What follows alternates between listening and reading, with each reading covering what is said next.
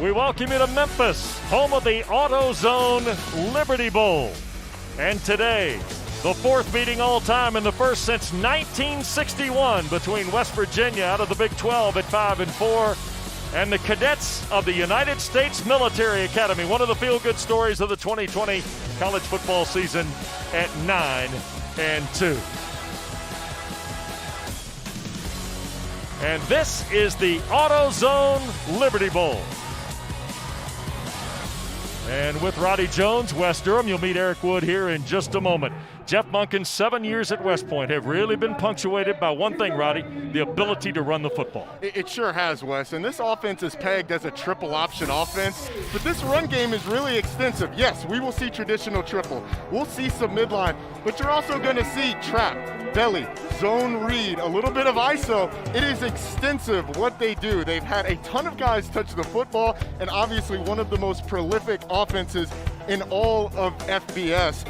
10 different guys have scored touchdowns. There's a chance we could see a lot of Army Black Knights carrying it today. Well, and when you talk about running the football in Monken's tenure with the Black Knights, they have done a fantastic job doing it in FBS. Well, when you run it as much and as well as they do, you're going to end up in the top 5 in rushing in the country. It's part of what they do. The scheme here is to play complementary football. Control the ball, go for it on fourth down, put pressure on the opposing team's offense by keeping them on the sideline. Well, the Mountaineers of Neil Brown, who's in year 2 at Morgantown, have played just one ball game in the last 45 days. A very disappointing loss at Iowa State to end what was their regular season. They're excited today because they get to get their offensive battery going again. Yeah, they certainly do, and Neil Brown is really excited about what 2021 is going to bring, and it starts with these two guys. Jared Dagey, the second leading passer in all of the Big 12, has been incredibly efficient this season. He's taking care of the football a ton. Coming off a very disappointing game, as you mentioned, against Iowa State, though. But it all starts with this guy, Letty Brown. 5 100-yard rushing performances this season. Second leading rusher in the Big 12. He has been absolutely fantastic. This offense is best when it runs through him. Well, Letty Brown has been sensational, and Neil Brown, now in his second year at Morgantown, he was 3-0 in bowl games at Troy. This is his first trip to the postseason with the Mountaineers. And Jeff Monken, 7 seasons at Army, and he is 3-0 in bowl games. And that sets the table for Eric Wood. And we all know 2020's been different, Wood. Bowl games especially so. You're right, Wes. Generally, for the week of a bowl game, both teams will have lots of fun activities lined up at the location of the bowl game. 2020 has provided a different scenario. West Virginia tried to emulate a bowl week in Morgantown. They did the Mountaineer Mayhem games. They took their players snow tubing, and they also did 10 days of bowl gifts for them. On the other hand, in West Point, the cadets continued their normal routine, which involves 5:30 a.m. wake-ups, barracks inspections, and something I would never pass, a haircut inspection. After talking to the coaches and players, though, both of these teams are extremely grateful and excited to be playing in this game. Back to you guys in your warm, dry booth up there. That's right. It's a gray, rainy New Year's Eve in some ways, scripting the 2020 college football season, which has been difficult to say the least. And when we talk about the Army here, Roddy, we're talking about the ability to potentially win double-figure games for the third time in Jeff Monken's 7 seasons. It's absolutely incredible. This is an Army program that has more 10-loss seasons than it does 10-win seasons. Jeff Monken has made it seem regular for a program that before he came in really was struggling on the football field. Well, Army won the toss and elected to receive, or to defer, so West Virginia will receive to start the ball game. And it was interesting in our visits with Neil Brown and with Jeff Monken, we both talked about the first possession of the game. And you see the fourth meeting all time, the first meeting since 1961. You want to go back to November 1941 to when the series started. Red Blake was in his first year before his College Football Hall of Fame career at West Point. His opening season, they beat West Virginia 7-6 at West Point. Their last meeting, though, 1961, the Mountaineers won the ball game 7-3. On the way to a 4-6 campaign. So here's Army, won 3 straight, 7 of the last 8 along the way. Captured their 9th Commander-in-Chief's trophy and won 3 of the last 4 of those, by the way, in Monken's 7 seasons as well. And it's amazing to do that in a year like 2020 when it's been trying for all of us, especially trying for these cadets. The fact that Army was even able to get a schedule together in a year like this is an incredible feat, and these guys deserve the opportunity to play in a bowl game. Well, so we'll see Army in white with the gold helmets, kick it away to West Virginia wearing the all blue. And that means we get Winston Wright, number 16, Alex Sinkfield, number 20, deep for the Mountaineers. And we're about ready to go here from Memphis. And Landon Salyers will kick it away for Army.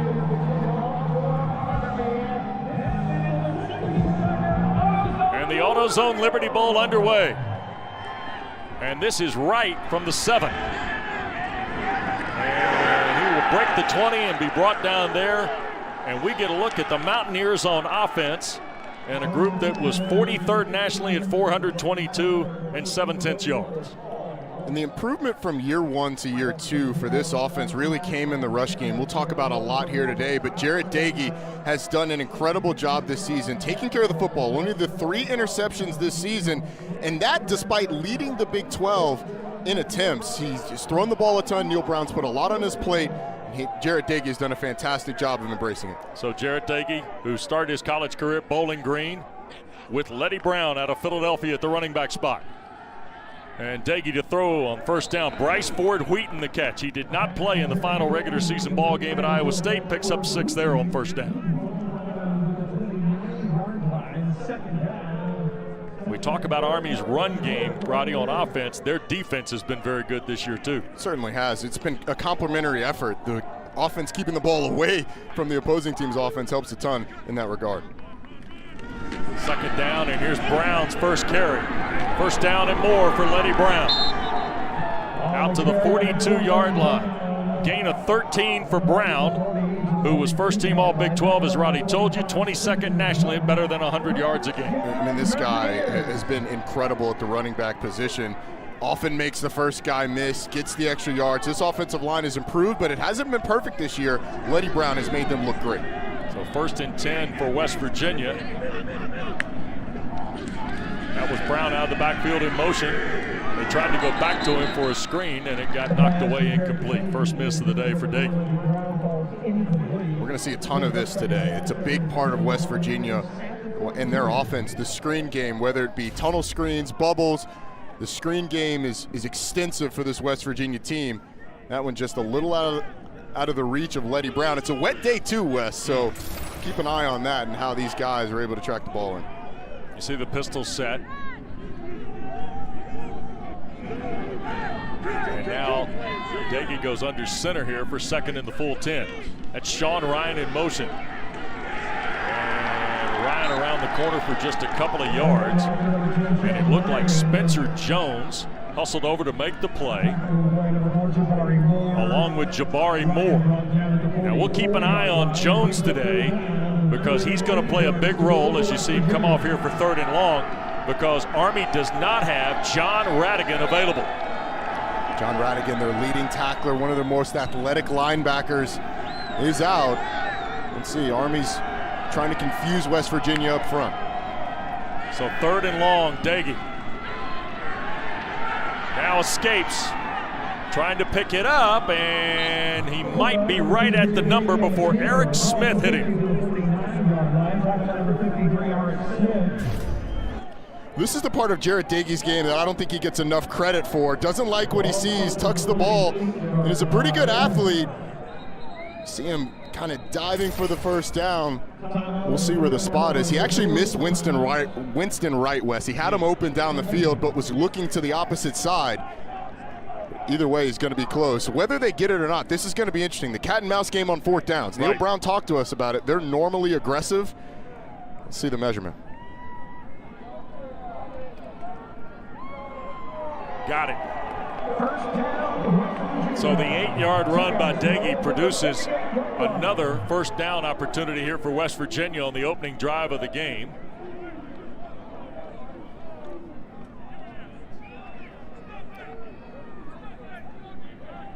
And so the Mountaineers who started from their own 23-yard line, now into Army territory on the opening possession. And Roddy, we joke about this opening possession, but seriously, it was a point of conversation about how you want the ball and you got to keep the ball.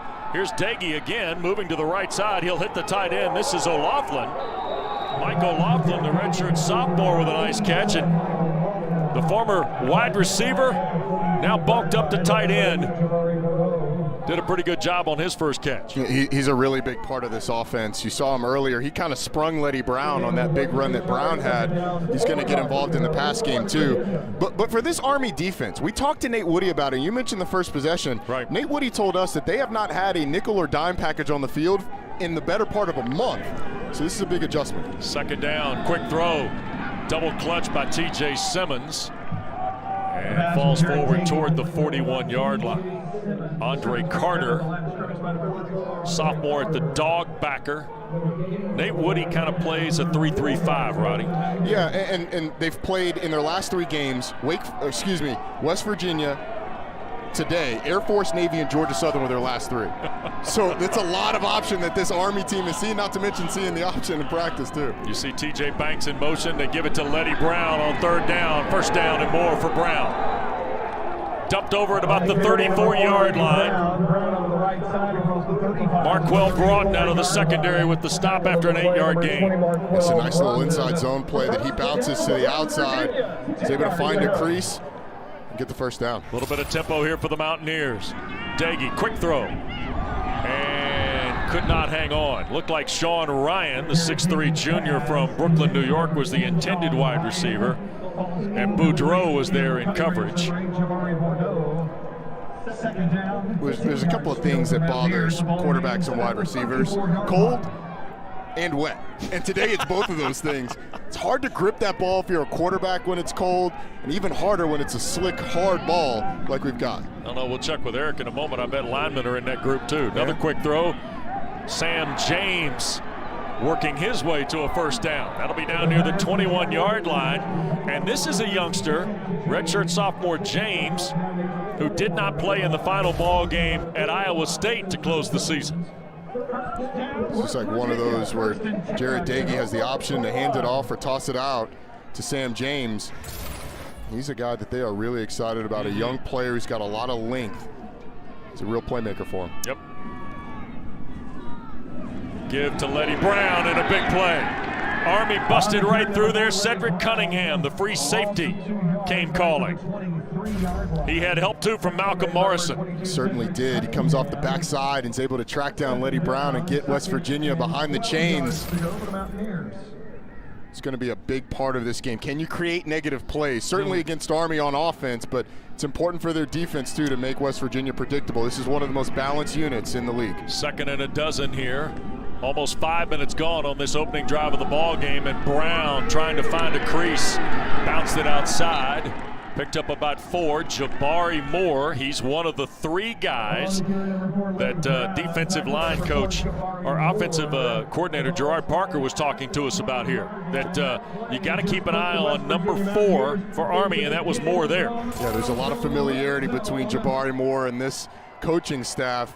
It's a guy out of Alabama. They had their eye on him when they were at Troy, so they know him well. He's singled up one-on-one to the top. You see TJ Simmons in motion. Daggy to throw. And overshoots the tight end. That's Banks. So the incomplete pass will stall the West Virginia drive. And that means Tyler Sumter, who is a transfer from Troy, comes onto the field. He's 2 for 2 in field goals. His longest was the 36-yarder in Ames at the end of the regular season against the Cyclones of Matt Campbell. And technically this, I don't know if this will count as a red zone possession for this Army defense, but this is the second best defense preventing touchdowns in the red zone. We'll see if West Virginia can take advantage and get points. 37-yard try. And the kick on the way, and no good. So West Virginia threatens, can't put any points on the board. Jeff Funkin's team's got it next. On New Year's Day. AutoZone Liberty Bowl in Memphis, and the first carry of the game to Tyler. the redshirt sophomore at quarterback. And Samito makes the hit. Josh Chandler Samito, the junior linebacker from Canton's McKinley High School. Former McKinley Bulldog makes the tackle. So here comes West Virginia's first test against the spread option of the Army. And we'll keep an eye on Darius Stills playing right over the top of the center, Connor Bishop. And that is a big hit right there. Wow. Scotty Young, the transfer from Arizona, wastes no time having an impact as we get a look at Tyler. Roddy. He's the first of what we expect to be a few quarterbacks here playing for Army. He's probably the most elusive of the guys that we'll see. Not a big thrower, only 4 attempts on the season through the air. Third and the full 4 here for the Cadets. And that play had no chance. Busting through that time, Jeffrey Pooler. Goodness. One of the ways to stop this thing before it starts is to force the center back and have the quarterback trip over his foot. It's a really nice job by Darius Stills, the All-American, just pressing the center back, forcing his foot in the path of the quarterback, and getting a stop on third down.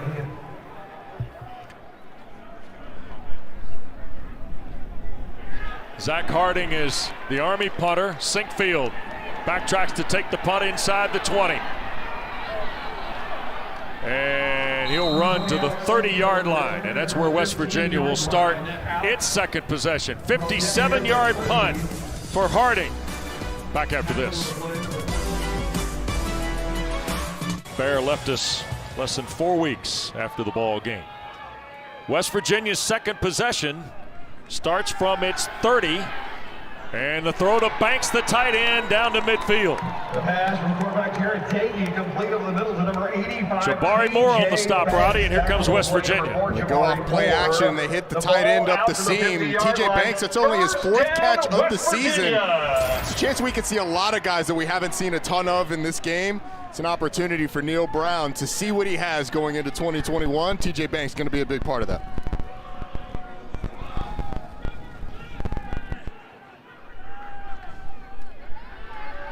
And off the hands of Simmons, incomplete.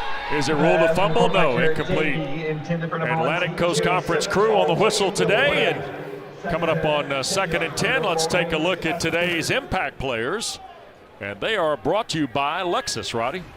And when you take a look for West Virginia, Letty Brown is the key. And all of their losses, West Virginia's had under 100 yards rushing. They're going to try and get Brown going. And then Dylan Tonkery moving to the Mike linebacker position in this one for Army. Sandon McCoy get that fullback going. Then Eric Smith, the linebacker in the middle, is going to have an outsized impact because of the fact that John Radigan, their leading tackler, not playing here today. You see O'Loughlin in motion. And Letty Brown the carry. And there goes Spencer Jones, who did not play against either Navy or Air Force, but has been asked to kind of fill that role of Radigan today, making a stop. Well, Spencer Jones, we were told by the coaches, is kind of an Eric Smith type player. When he hits you, you stop moving and you go backwards. You saw it right there. Able to knife through. Army's had a lot of success with their pressures, especially in the run game against West Virginia. Let's see what they opt to do here. 3rd and a dozen for the Mountaineers. Looks like they're going to drop 8, Wes. Daggy with time. Got to find a guy. Spins it. Picked. Intercepted Boudreaux.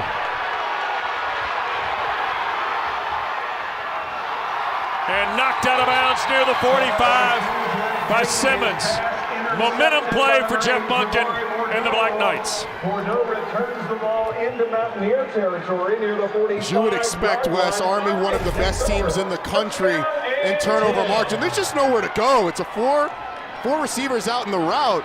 Jared Dagey has nowhere to go. You see Boudreaux kind of playing in between, reads the quarterback's eyes, an excellent break, and is able to track down the ball on a wet and rainy day. And a nice return gives Army great field position for their second possession. 4th interception of the year thrown by the Mountaineers. And the 14th interception of the year for Nate Woody's defense at West Point. And both stills moved early. Take your pick, Darius or Dante. Darius the senior, Dante the junior.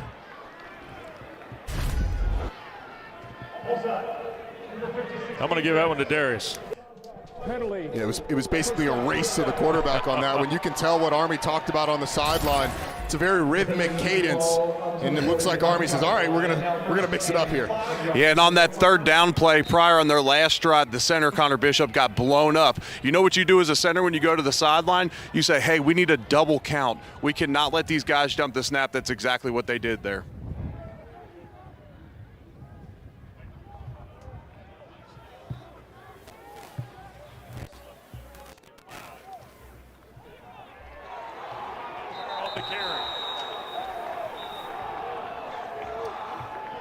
On the carry, number 23, Anthony Atkins. It's Anthony Atkins on the carry. And it looks like West Virginia is going with the setup where both of their defensive tackles are inside the guard. You've got a two-eye on one side and a shade on the other, trying to make it really difficult on the center, no matter which way they go. Be interesting to see how Army counters that, as we've seen a ton of negative plays already early in these possessions. 2nd down and 6 it is. Tight formation again here for Jeff Munkin's team. Tyler on the keep, got hit by Chandler Snedo right away. West Virginia, Roddy's done a pretty good job defending this early, haven't they? They certainly have, and it's kind of a feeling out process. Jeff Munkin told us they have no idea how West Virginia is going to line up. Typically when you have these option offenses, you go through and look at the history of who they have on their staff and try and piece together which way they're going to go. So these first couple of possessions are just feeling it all out. This is 3rd down, and straight ahead McCoy, the B-back if you will. And he got knocked down by Mesidor, Akeem Mesidor, who's had an outstanding season. True freshman from Ottawa, Ontario. And Wes, it's funny, you saw West Virginia get up and celebrate. That's a pretty good play for Army. They just wanted to cut that 3rd down in half so they could go for it on 4th. And now they're going to do it. That's the mindset that has to change for West Virginia on defense. You got to play all 4 downs, no celebrating on 3rd. And no surprise here, they're 22 of 31 on 4th down this year. Here's Tyler, tried to pick it up, not going to get it. So the interception by the Army does not return a profit, as the Cadets give it back to the Mountaineers on downs. 4:20 to go, first period. Still no score at the AutoZone Liberty Bowl in Memphis. I see.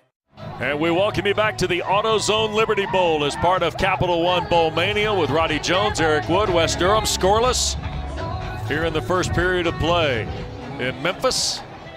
And happy New Year's Eve. Daggy and Brown in the backfield, and Letty Brown trying to find something to the left side. Boy, well played. And that time Jordan Funk, redshirt freshman, in there to make the play for Army. The exception of a couple of runs on the first drive, Army's done a nice job against the run, especially on 1st and 2nd down. Talked about the fact that West Virginia likes to have balance. That means running the ball on 1st down, and Army's been able to create some negative plays there.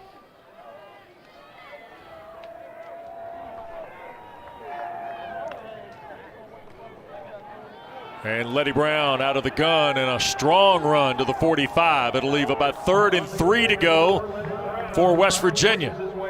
9-yard run for Brown, who 2nd in the Big 12 and 15th nationally, coming in with 945 yards on the campaign. It's a really nice double team by Zach Frazier, the left guard, and Chase Barrett, the center, that created that hole. He cut off the backside, and Letty Brown had a ton of room to run. And West Virginia going with a lot of young guys in that offensive front today for Neil Brown. High snap, Brown took the fake, and then they tried to make the throw to Ford Wheaton, and we got a flag on the play. And it might be on Julian McDuffie.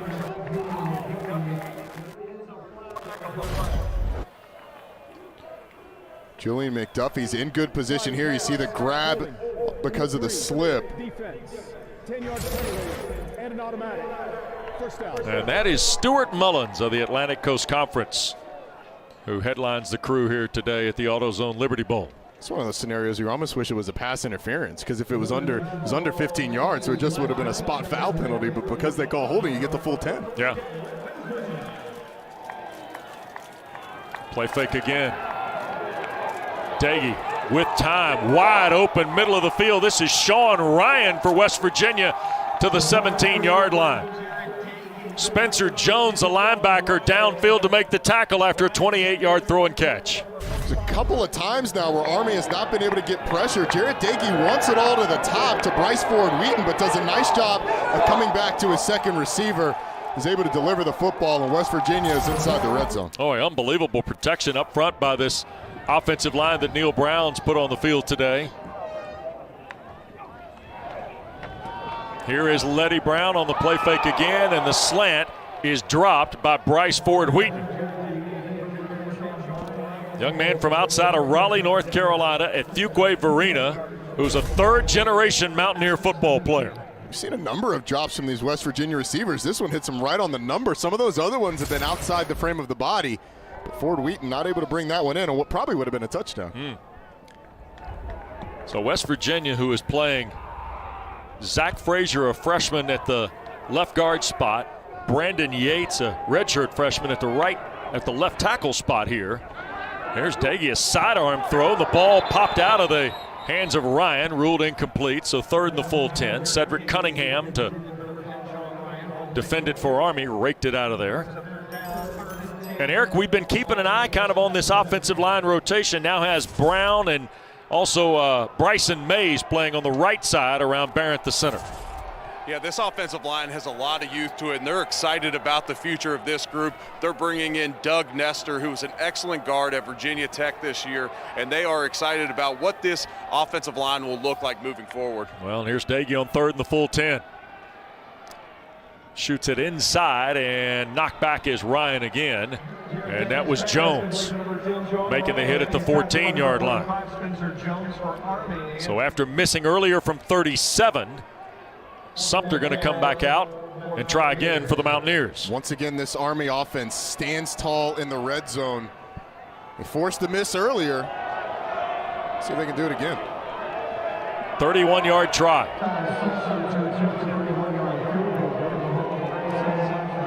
Malashevich will hold.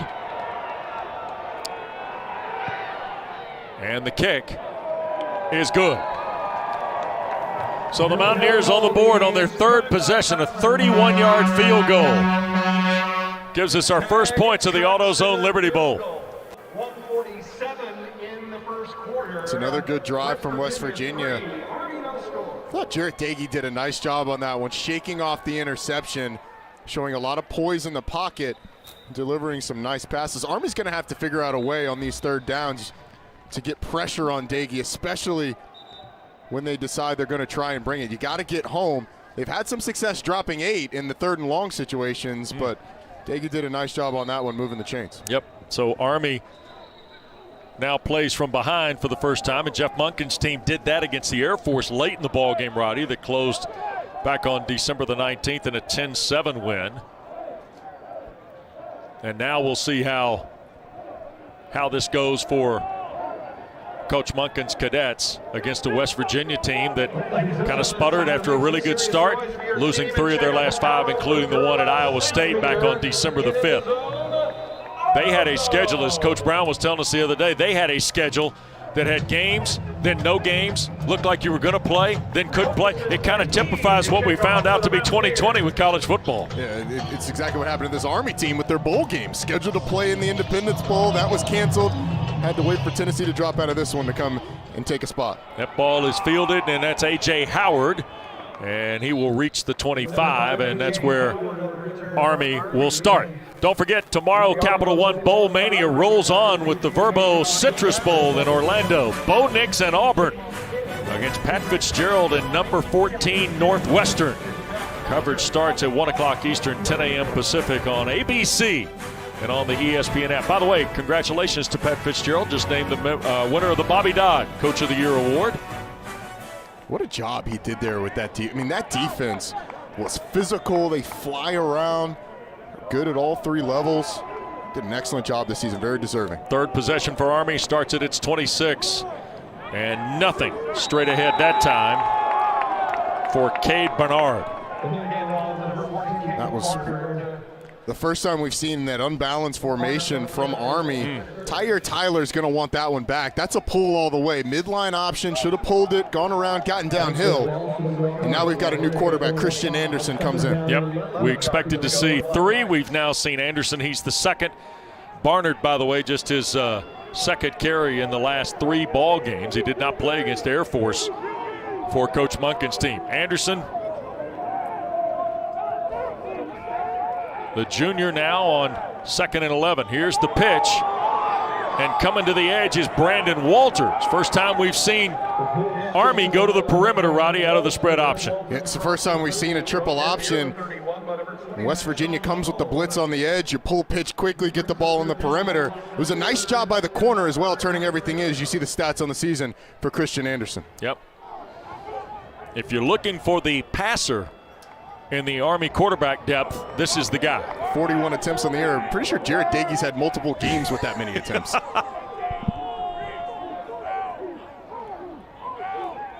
Anderson gonna hang it in the air, and it's caught. What a catch by Caterbone.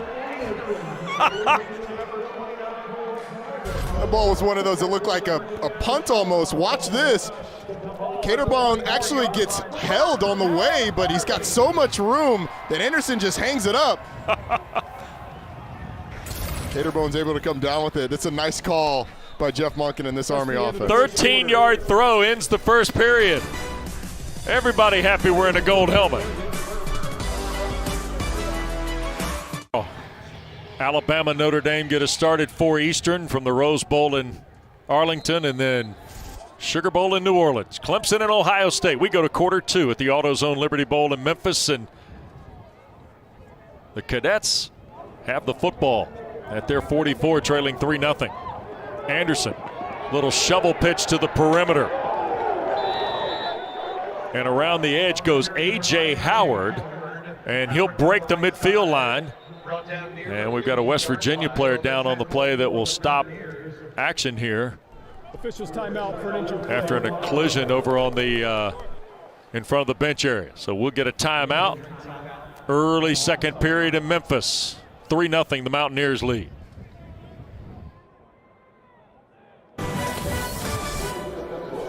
The injured Mountaineer was Sean Mahone, who was able to get up after taking a spill. Second down and 4 for Army, and we got early movement, and Darius Stills went into the neutral zone.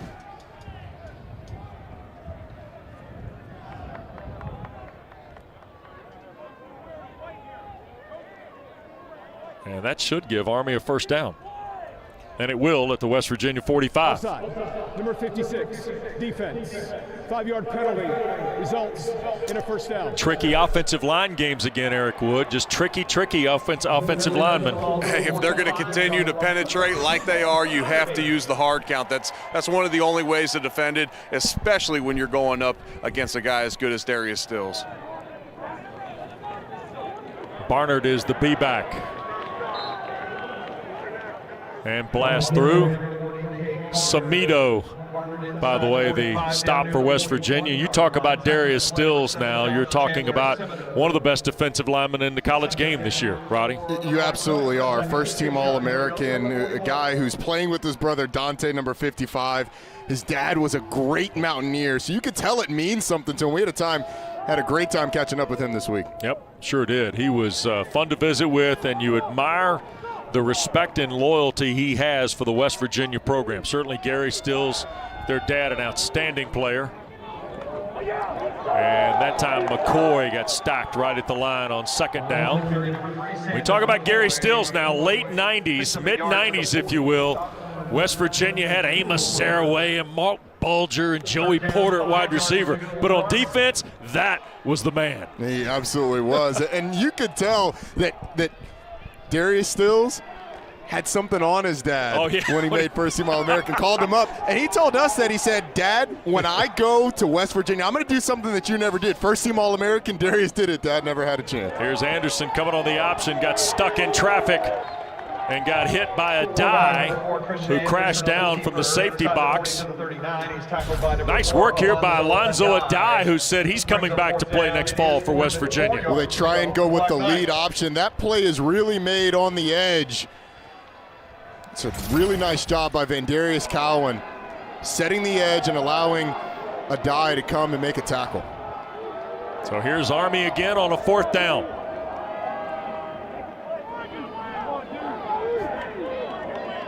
You see Marshall in motion, he hesitates. Here's the toss, and this will be Marshall around the edge, 1st down. Oh, one of the plays, Eric Wood, that Roddy Jones used to handle the money on right here. Can we get a flashback to some of that action of the Roddy Jones toss sweep days? But when you have guys like the Stills brothers inside, you have to get the ball on the edge, and we saw it early. Army was like running into a brick wall trying to go through the middle. They're starting to get the ball on the perimeter, and now they're getting their first drive of the game going. And this is a break for their defense that they desperately needed. Nobody wants to see those flashbacks, Wes. It was not as good looking as that. Tyler's come back in at quarterback and straight ahead. Okay, now, Roddy, here's the deal. Somebody will say, well, wait a second. They just got 7-8 yards going to the perimeter. Why not go back to the perimeter again? Why plunge on the dive play? Because this is who Army is. They are a team that is going to consistently work inside. You see there, though, Darius Stills being able to use the arm over move, get in the backfield and make the tackle. Army sets up everything by going inside with the dive play and with the quarterback run. 10th play of the drive coming up. Here comes Tyler again. He'll keep, and the ball pop loose. Scramble for it at the 26.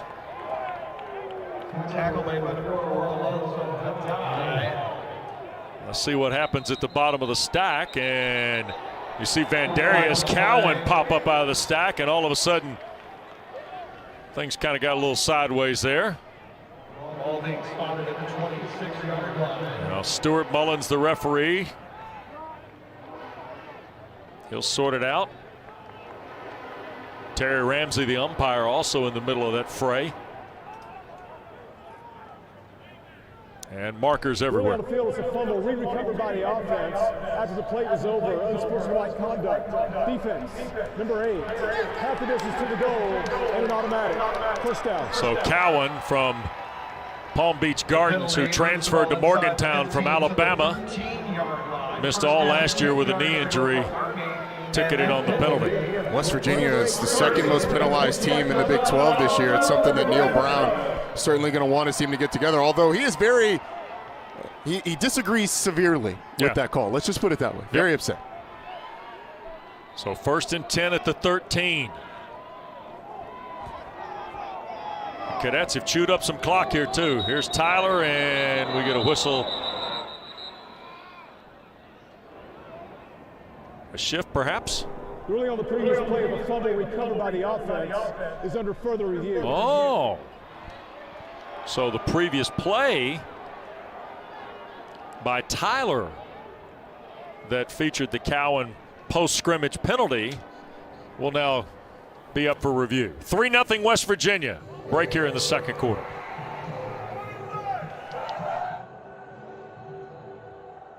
Liberty Bowl, brought to you by AutoZone, home of the Duralast batteries. Get in the zone, AutoZone. Oh, cavalcade at the AutoZone Liberty Bowl. 1983, Doug Flutie, the game's MVP. Boston College lost to Notre Dame, though, 1918. And the next year, Bo Jackson won the MVP. Auburn did win the game, too, beat Arkansas 21-15. By the way, both went on to win the Heisman Trophy the next year. Wow. Could we see the same from somebody on one of these teams? There you go. Welcome back to Memphis with Roddy Jones, Eric Wood, our producers Aaron Owens, our director Adam Bryant, our great ESPN college football crew. Appreciate all the good work these folks have done here in Memphis for the 62nd AutoZone Liberty Bowl. 3-0 West Virginia, but Army, Roddy, with their best threat of the afternoon so far, and they're eating up clock here. Yeah, 10 plays during this drive. It's been a really nice mix that Army has gone inside, they've gone outside, they've mixed in some option, really found some success getting away from the Stills brothers in the middle.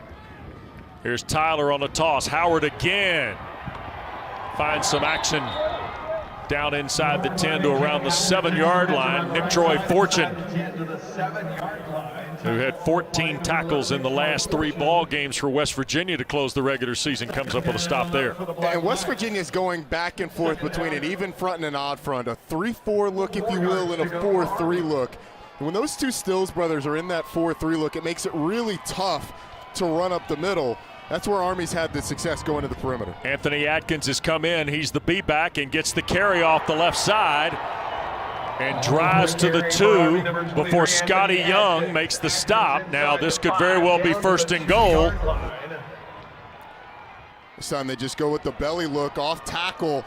It's a really nice job by the left guard, Mike Johnson. They like to pull him, incredibly athletic. He's a senior that just found out he's going to the infantry division, Wes, when he gets done.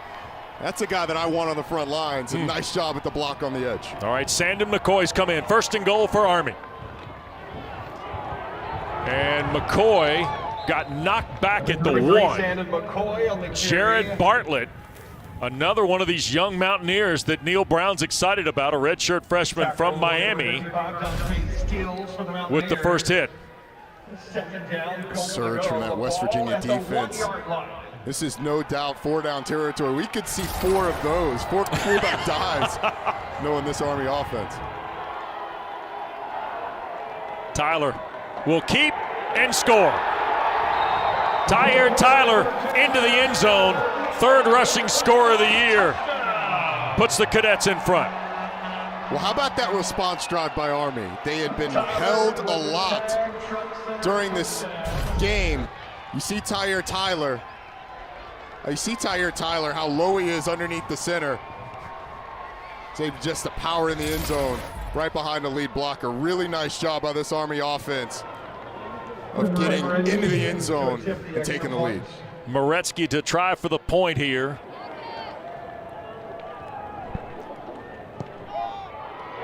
And now it is a 7-3 lead for Army. Roddy, here's the thing. 14 plays, 74 yards, 7 minutes and 12 seconds. That's where this Army offense wants to be. You have to give credit to the Army defense. Standing up just outside of the red zone once and then in the red zone another time, creating a turnover, letting Army's offense figure it out a little bit, feel out the first couple of drives with this West Virginia defense so they could really get a game plan going. And you saw there, had success on the inside to the outside. We saw some triple option, we saw some toss, and then the off tackle stuff to get him in the end zone. Well, and here's the other thing too, Roddy and Eric. West Virginia needs to kind of polish up some of the details when they get the ball back, because if one thing the Mountaineers haven't been able to do, look, Letty Brown's been fine, but Roddy, they haven't been able to hold on to the football in the throw game. Yeah, there's been a ton of drops. It's one of those cold, wet days that receivers don't love, but Jared Daigie's had some opportunities that have just literally been dropped by the receivers. We'll see how they clean that up. This is the type of thing that can throw an offense off, though. It's a cold day. You were just on the sideline for 7 minutes of game time, more than that of real time. How do they respond? So here is Salyers to kick it away. Right and sink field deep for West Virginia. And this will be right at the 2. Around the edge and out of bounds near the 23-yard line. Well, we told you Letty Brown's been fine, guys, but here are the details. Not very clean. Well, that pass a little off. That pass a little was contacted, but some of these drops have just been lack of concentration. That one right there, you had one downfield to Bryce Ford Wheaton in one that could have been a touchdown. And then another one. Jared Daigie's going to need a little bit of help from these receivers. I know it's cold. I know it's wet. That ball's hard and it's slick. But this West Virginia offense, now that Army's got it going, has to be efficient going forward. There you see 5 drops, 7 catches. And here is Letty Brown. Army just chewed up a bunch of clock, Eric. Now all of a sudden you feel like the Mountaineers, who have, been pretty good offensively, stingy on defense, they got to find a way to get their rhythm, don't they? They do, and conditioning is an issue for both these teams, and it was a concern heading into this game. Both these teams allowed their student athletes to go home for Christmas, so only a few days to prepare for the game. So conditioning is an issue, especially after a long drive. The throw to the tight end, O'Loughlin, and Cedric Cunningham, another tackle. We've called Cunningham's name already a lot out of the Army secondary. So here is third down for West Virginia. This is one of those third and manageables that have given Army trouble. When they sent pressure, they haven't been able to get to Jarrett Dagey. When they're too close to the first down marker to just drop 8. You got 6 guys hanging around on the line of scrimmage. See what West Virginia goes with. 2 of 5 on third down. Quick throw, inside route, and the catch, and that's Sam Brown. The young freshman from Savannah, Georgia, played for Kyle Hockman at New Hampstead. And Roddy, here's a guy that Neil Brown said, look, this guy's going to get the ball in the ball game. He's really developed in the last month for him. They pointed Sam Brown out as a guy that has made plays in their opportunities they've given the young guys to plays, learned how to practice, and coming up with a big catch despite the elements. 6th catch of the year for Brown. Dagey from the pocket, being flushed, now in trouble, got to get rid of it, and threw it over the head of Winston Wright. Ryan Duran, who's blocked 3 kicks this year, There is no foul, was in there charging Jarrett Dagey. It's the first time they've really gotten pressure on Jarrett Dagey. Not able to bring him down, but Dagey wisely throws it in the general vicinity of a receiver. It definitely counts as in the area. I don't know if Jeff Monken completely agrees. He was asking the referees if 20 yards out of bounds is in the area of the throw, but nonetheless, Jarrett Dagey gets away with it. Ryan Duran getting a lot more reps here today for Army. Dagey a throw, little high, deflected, and Brown the catch. How about that? It goes Dagey to Wright to Brown for the completion. You're scoring that on your scorecard. That's a 6-4-3 right there. It wouldn't have been the double play. It would have been the type that ricochets off the second baseman. Talk about the drops. This one, it counts as a drop and a catch on one play. So 1st and 10, Army's 43. Letty Brown bangs away to about the 38-yard line. So a gain of 5 on first down. Cunningham again the stop. So we'll see what, as we work towards 7 minutes to play,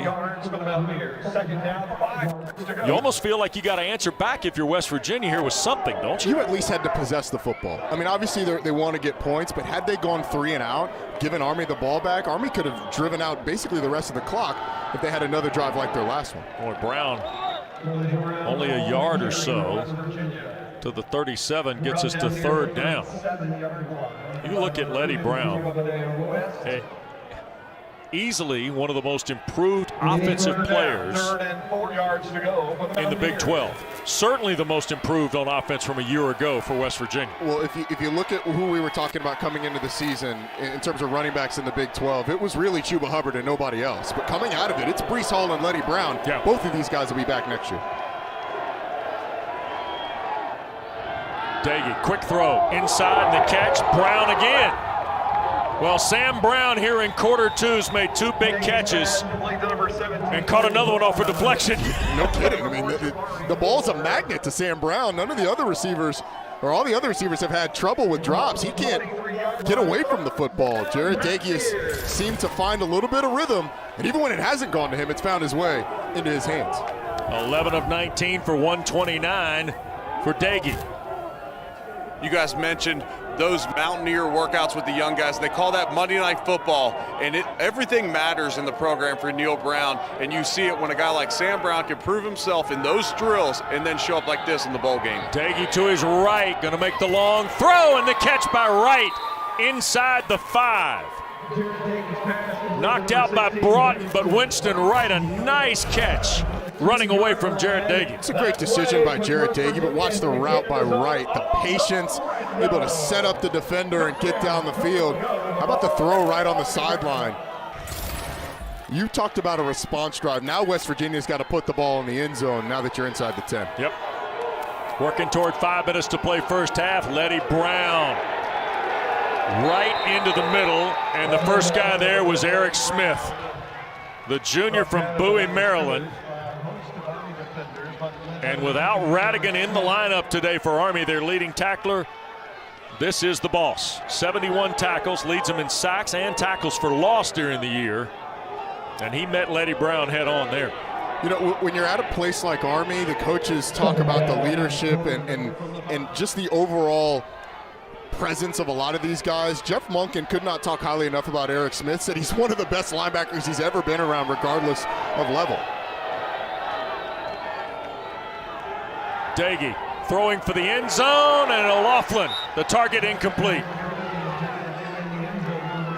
Broughton was there in coverage for Army. And the Cadets handled the fake here on the sweep pretty well, Rowdy, I thought. Watch 20 to the right of your screen. Marquell Broughton gets away with a little bit of a veteran move. Just the nudge on the hip. That's one of those ninja moves that Eric Wood talks about the offensive linemen doing from time to time. Gotta love the ninja moves. That's a sign of a veteran play. For a redshirt sophomore, ultra veteran type. Absolutely. So here's 3rd and goal at the 5.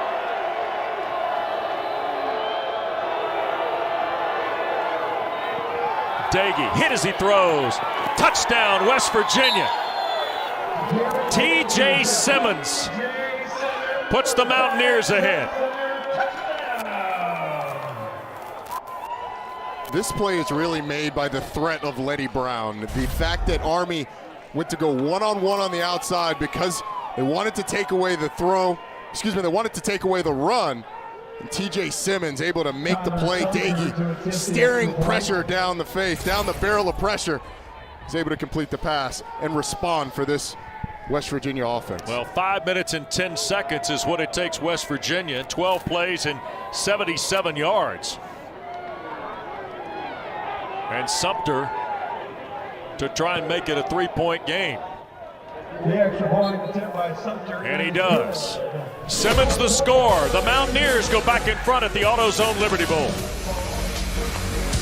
West Virginia with the touchdown to respond to the great drive by Army. Take the lead 10-7 in this one.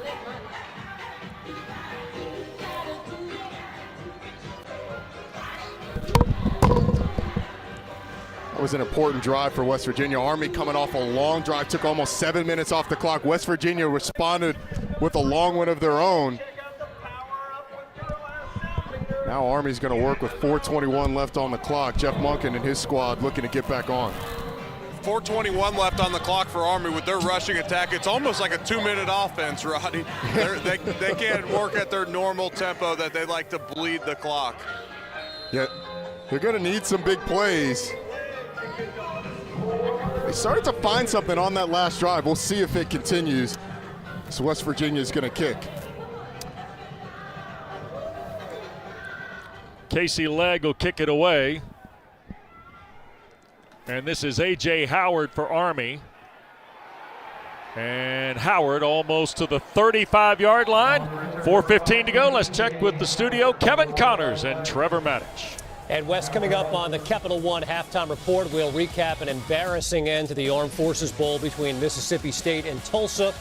Plus, if the All-State Sugar Bowl is to be decided in the trenches, who does that favor? And we'll examine that play action of the potent Alabama offense. All coming up when you join me and Trevor Maddich for the Capital One halftime report. Wes? Kevin, thanks. Kevin, thanks very much. Look forward to that. Let's see what Jeff Monken's team has here off the 34. And a toss to the perimeter gets the drive underway. Eric mentioned the fact that Army's going to have to go a little faster than they typically do, but most important thing is to get that first down. The ability to do that, you don't want West Virginia to have the ball back with a ton of time on the clock. So I would anticipate them speed up just a little bit if they're able to get that first down. Tyler And Sandy McCoy on the dive play. Got hit on the numbers by Dylan Tonkery. Now he's filling that spot we talked about, Roddy, of Tony Fields, who was the Big 12 Defensive Newcomer of the Year who opted out after the regular season. They said this is Dylan Tonker's kind of game. He's great at reading his keys. He's going to be in the right position. Has played a lot of linebacker, played a ton of Mike linebacker a year ago. Right. Made a nice tackle on that one, setting up a 3rd and long. Yeah, this is his 14th start of his West Virginia career at middle linebacker. Now Tyler trying to get around the edge, and he'll be edged out into the West Virginia bench near the 44, close to a first down, and about 3:04 to go. Let's see if they got it. And they did. Stuart Mullins awards the first down. That would have been a really interesting decision. That was a long distance declaration from one sideline to the other. Stuart Mullins able to make the determination. Would have been an interesting decision if it was 4th and short, but Army able to get that first down. We'll see if they start to pick up the tempo at all. Again, a tight formation, and they'll toss here and coming to the near side. That's well played. And Marshall got taken down by Dante Stills. Coming into this, we talked to him. It looks like Dante Stills was on a called slant to that side. He was able to defeat the block, the line of scrimmage, and get out to the perimeter. How about the big fella? That's 280 pounds tracking down a running back to the sideline. We get a timeout. 2.5 to go. 10-7 West Virginia. Please reset the game. The Progressive Bowl Challenge Cup here on site at the AutoZone Liberty Bowl. The trophy will be awarded to the conference that has the highest winning percentage in the postseason. As you see Tyler around the corner. Samito the stop. Roddy, here's a look at the updated standings, including Mississippi State's win over Tulsa earlier today. And the Big 12 probably needs West Virginia to get them to 4-0 here. Then you'd like their chances. Yeah, Iowa State's squaring off against Oregon. So the Big 12 with an opportunity to go 5-0 in bowl games. Yep. And coming off the field, West Virginia, Samito shaking up on the play as you see him get to the bench area. Neil Brown opting to take his timeouts after the 1st and 2nd down stops of Army. Pretty wise on his part, giving his offense as much time as possible. Army likely going to run the ball again here. Right. Wonder if they'll take that 3rd timeout if they're able to get a stop. The first thing is stopping this offense. Tyler again, and that time got handled by Cowan. Another timeout. Timeout, West Virginia. Their 3rd and final of the half. 30-second timeout. Vandarius Cowan the stop of Tyler. So now this is 4th and 8, Roddy. Yeah. This is a punt. This is a punt. Yeah. And West Virginia, Neil Brown, well aware of the fact that Army gets the ball first in the 2nd half, giving his offense as much time as possible to go down and get another score, try and get some distance between you and the Black Knights. It's a nice stop by this defense. Now it's going to be up to the special teams to pin them back deep. It's funny how you talked about early the chess match. Yep. Well, it continues here. Oh, absolutely. You are basically counting possessions when you have when you're up against an Army offense, because you never know when they're going to go on one of those drives to bleed the clock. You know, Army, had you allowed the time to dwindle and you're not able to get down and score, Army could have had a great job the first one out of the 2nd half. Zach Harding's had a 57-yard punt in this 1st half. Sinkfield's going to signal for and make the fair catch around the 13-yard line, and that's where the Mountaineers will start. So if you're kind of looking ahead here, that's 9 total possessions. This will be the 9th between the two teams here in the 1st half. Don't forget, tomorrow on ESPN, the college football playoff semifinals are finally here. 4 o'clock Eastern, the Rose Bowl presented by Capital One. Played in Arlington at AT&T Stadium. Number 1 Alabama, number 4 Notre Dame, and then at 8, the All-State Sugar Bowl, number 2 Clemson, and number 3 Ohio State. Early thoughts? I am excited about the rivalry that's developed between Ohio State and Clemson this week, the war of words. I think, in my opinion, it's almost a foregone conclusion that we're going to get Alabama-Clemson rematch. Wow. around the edge, right. And he'll stretch toward the 19. West Virginia has no timeouts remaining and a moving clock here with 2:18 to go.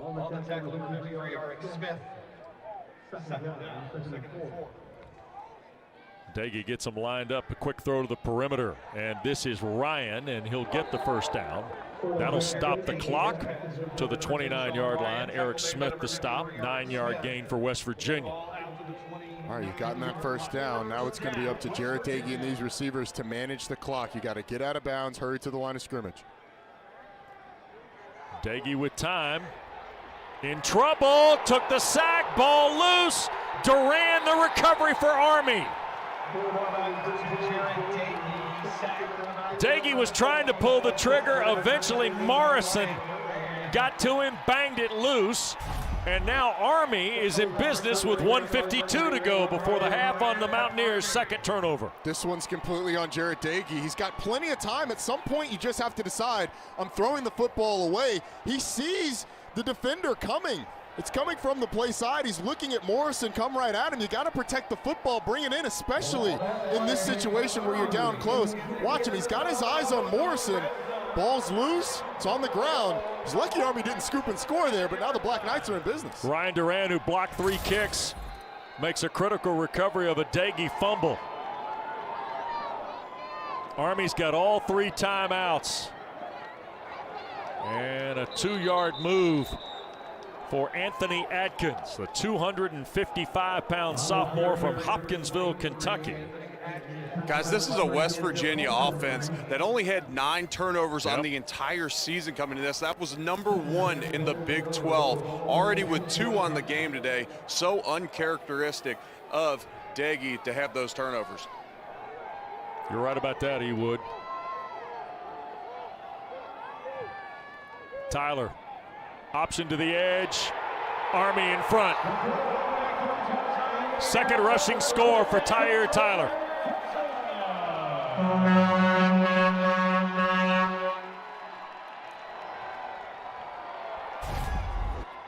This is part of that. Looks like a double option. It's part of this extensive quarterback run game that Army has. They go off tackle, are able to get in the end zone in the quick change scenario. Take advantage of the Daggy fumble. It's just an unexcusable mistake on the West Virginia quarterback's part, and Army takes advantage of it. Boy, do they ever. And now a 4-point lead for the Cadets with 74 seconds to play first half. And let's not forget, Army gets the ball first in the second half. West Virginia, knowing that, took those timeouts. So again, no timeouts, 1:14 now. I wonder, the question is going to be, how aggressive is Neil Brown going to be? Does he try and go down, have that same mentality to get in the end zone and get points before halftime? I would imagine you would. You have to take really good care of and maximize every possession that you get. Roddy, you talked earlier about Army dropping 8. Well, you know good and well that's what they'll do here. Absolutely. You're trying to keep everything in front and inside. Keep West Virginia away from the sidelines and make them operate as if they have no timeouts in that hurry up. And let's be honest, the most impactful receiver that West Virginia's had in this first half has been Sam Brown off the bench. Yeah, it absolutely has been. So it'll be interesting to see. I mean, if you're Neil Brown, the downside of being aggressive is you have the potential for a turnover, which you've had a couple of times in this first half. You're not really scared of the Army offense getting the ball back and going down and scoring quickly. So I would expect Neil Brown to be very aggressive here. Well, 40-year-old Neil Brown trying to build something in Morgantown. He's undefeated in bowls. This is his first trip in a bowl with West Virginia after 3 wins as the head coach at Troy in the Sun Belt.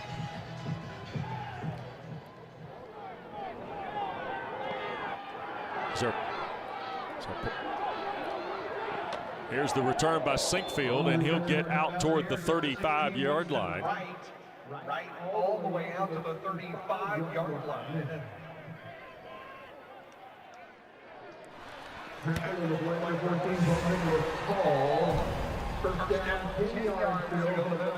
Don't forget that for every extra point and field goal scored this year, Allstate makes a contribution to the participating university's General Scholarship Fund. Thank you, Allstate.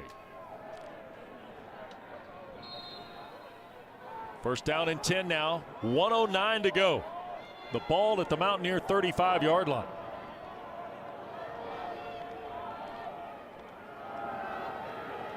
Daggy to the backside and off the hands of Sean Ryan.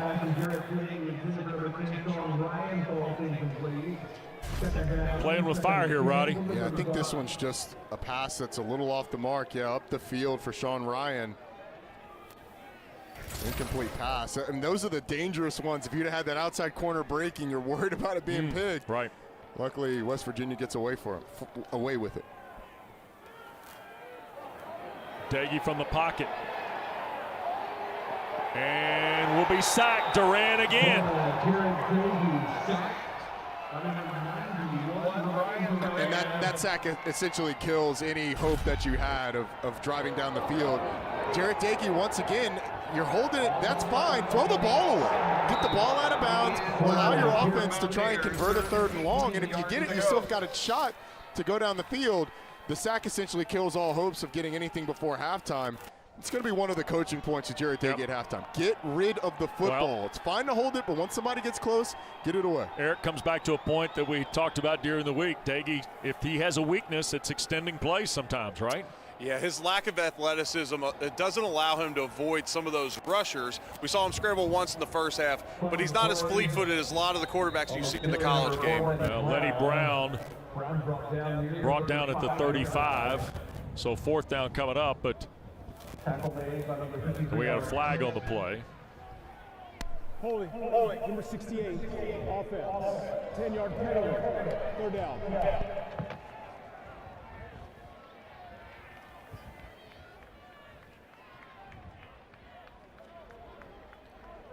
Neil Brown at halftime just has to calm his offense down a little bit. I mean, Jarrett Daggy in particular, but this offense has moved the ball. You missed a field goal, had to settle for a field goal in the red zone, threw an interception.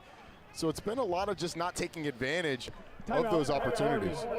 Their first and a half. Well, see, here's the other part with 11 seconds left, and you think, well, okay, West Virginia's just going to run a play, and then we'll get to the end of the half.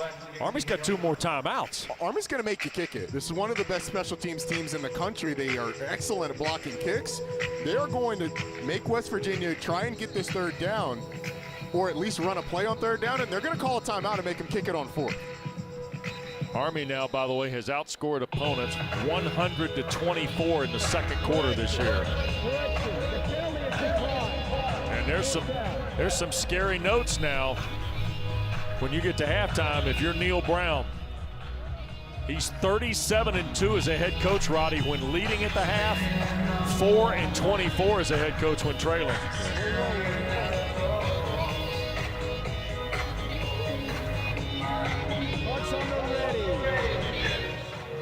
And they're trying to decide whether it was 3rd. If it was announced as 3rd down, looks like it's actually 4th down. So West Virginia sending out the punt unit here. You see that the Cadets, and what do we have now? Procedure on West Virginia. False start. Number 1, offense. Well, you can tell 5-yard penalty. Neil Brown is none too happy with the way this first half's going to come to a close. Well, that actually might be good for West Virginia to have that penalty. You certainly don't want to give up the yardage, but you get a look at the block that Army had on. So maybe you switch up your protection, try and prevent what just happened. A run through a guy unblocked. 7 blocks on the year for Army. Kick is away from Sumter. And they're going to let the first half clock roll out. And that's what will happen. But there is a flag down. So hold tight here. That's the end of the first half here at Memorial Stadium. There is a flag on the play. So Stuart Mullins hits the whistle to keep Army from going to the locker room. During the kick, holding, number 18 receiving team, 10-yard penalty from the end of the kick. First down. The half is not over. The quarter will be extended for 1 untimed down. So there you go. The minute he pointed toward Army, you knew that we'd have to have the untimed down. So we'll hold you for one moment before we send you to Kevin Connors and Trevor Maddich with the Capital One halftime report. So sit tight, fellas. It's been a weird first half. Yes, it has. Army's really only had the one long drive. They were able to get in the end zone. It's really been West Virginia that's had the offensive success consistently. So the question is going to be adjustments-wise. What does West Virginia go to offensively? It seems like they've been. Declined. It's halftime. So there you go. Penalty declined. Halftime it is. So see, we weren't going to steer Kevin and Trevor wrong at the end anyway. Well, a couple of second quarter scores, Roddy, for Tyler. Difference in the ball game. West Virginia and Army. 62nd AutoZone Liberty Bowl. Cadets with the lead at the break. Capital One halftime report is next. Here's Kevin and Trevor.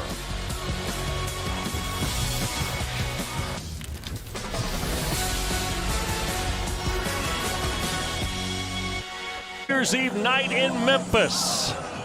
West Virginia and Army in the 62nd annual AutoZone Liberty Bowl. We get ready to go the second half.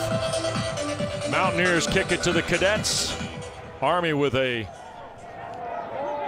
4-point lead and fair caught, so that means they'll play from the 25. Here's Eric Wood.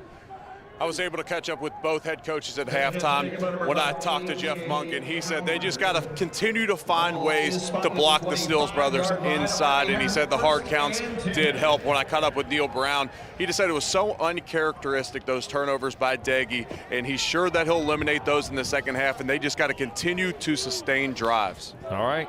West Virginia outscoring opponents 57-34 in the third quarter. Army's outscoring opponents 91-37 in the third quarter, Roddy. And here is Tyler on first down, getting 7, maybe 8. And a quick check of the stats. Yes, 83 yards for the Army. Well, you can see West Virginia on offense has been able to move the football. They had a missed field goal, they had an interception, had to settle for a field goal in that first half. And Army's really taking advantage of this, the 2 turnovers. That's been the big thing. Army obviously scored a touchdown after one of them, but really the long drive by Army is the only one, the only real sustained drive that they've been able to have. Anthony Adkins is the B-back behind Tyler. And it's Adkins on the carry, and he'll push it for a first down toward the 38-yard line. All right, you played in this offense at Georgia Tech. You understand the nuances of it. We saw dive play. Once they started going to the perimeters when Army started having success, Roddy. Well, you've got to force West Virginia to make adjustments. Army wants to live between the tackles. That's where they've made done most of their damage this year. So tossing it out to the perimeter has made West Virginia adjust a little bit, and also stuff like that. These hard counts have allowed Army to slow down the Stills brothers up the middle. Here's Tyler, and this is the pitch, and Howard around the edge. First down for Army. They reach the 46-yard line. Shoe top tackled by Dylan Tonkery. You see Army with the ability to get out to the edge. All you need is a little crease. Dylan Tonkery does a good job of fighting out there, but not before. Army's able to get about 8 yards on the first carry. So when West Virginia's gone with this 4-down look, with the 2 Stills brothers lined up on the guards, it's been really tough for them to go up the middle, so they've gone more to the perimeter. Second down and short. And a little follow play. Tyler gets the first down. Tyler to the 46 before Jeffrey Pooler makes the tackle. So Jeff Monken's kind of got what he wants right here early in the second half. Ground exchange with his quarterback. They put it in the hands of the A-back, if you will, the wings in this spread option offense. And you've also seen the B-back rack up a couple of yards. And that's the guy that's right behind the quarterback Tyler here. Seeing more check with me's on this first drive, too, to make sure they get the right play to the look that West Virginia's giving. Here's Tyler, boundary side on the carry. And tried to step through one and got corralled by Samito, the linebacker, and then the whistles blow on the Tyler run to the West Virginia 40-yard line. And Wes, you mentioned me having played in this offense at Georgia Tech. Jeff Monken was the A-back coach during a lot of that. Let's take a look at this. Did his knee touch there? Yeah, it goes down right there. This play is going to be reviewed, and it's going to come back.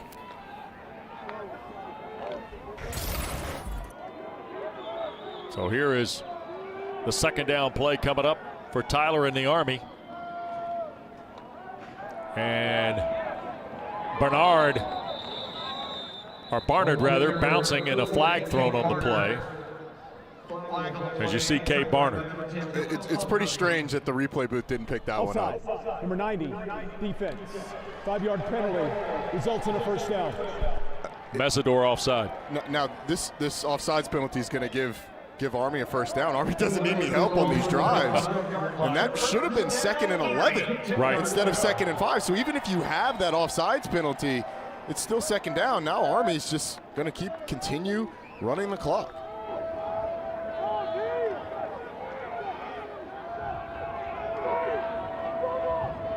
Barnard the B-back. Tyler again going to go boundary side, and he'll crack the 30 toward the 29. It'll be a gain of 6 on first down. So Wes, I mentioned the fact that Jeff Monken was one of the position coaches at Georgia Tech during the first couple of years of Paul Johnson's tenure at Georgia Tech. So I've been in those locker rooms where the adjustments are made, and it's not massive adjustants. It's not installing new plays. As you see Tyler's numbers, it's little things. 44, defense lined up in the neutral zone to snap. 5-yard penalty.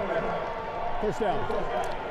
It's little things with the blocking schemes, little things that are tough to pick up, whether it's slipping a block and getting to the next level because a guy's taking himself out of the play, whether it's a step to influence a player different ways. Those are the things that make this offense so tough, because just changing up one block, one angle can open up some of the holes that we've seen today. Now they'll chase Barnard back up the middle again. It's a 1st and 5.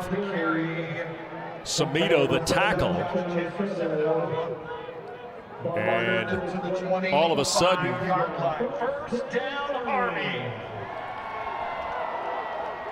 they are grinding the football here, and we're inside the 5th minute of the first quarter, or the third quarter. This is what we talked about at the end of the first half. This is why Neil Brown was aggressive in calling timeouts to try and go down and score before halftime. Here's a toss play, and that will be Marshall again, who had a big run in the first half to set up a score, and a die came down from the secondary to make the stop, number 4 there for the Mountaineers. It's a pretty nice play by Alonzo Adai, getting off a block to make that. There was a lot of room behind him. Yeah, it's 2nd and long, but Neil Brown told us, look, 2.5 yards is a successful play for Army. It keeps them on schedule. Yep. Anthony Adkins has come back in as the B-back here. Everybody for West Virginia is within the frame of this shot. Here's the toss, and around the edge goes Howard. So here comes 3rd and about 4 and change, Roddy. And so far the Mountaineers have, I want to say, they've calmed it down a little bit from the first 5 snaps of the third quarter here. But that's the big but. You're in 3rd and 5, and if Army gets 3 yards here, they're going for it on 4th down. That's how aggressive Jeff Monken has been. And West Virginia is committing all kinds of numbers. You see the depth right here. Everybody within 6 yards of the line of scrimmage. Here's Tyler on the keeper, and he will get to the 15, and that'll be enough for the first down. To the 15-yard line. So a quarterback G play, you get the guard pulling around. Once again, it's Mike Johnson, the fullback leading up, the quarterback right behind it.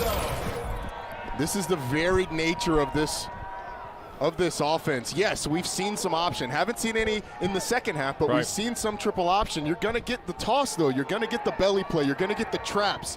You're going to get that quarterback off tackle play.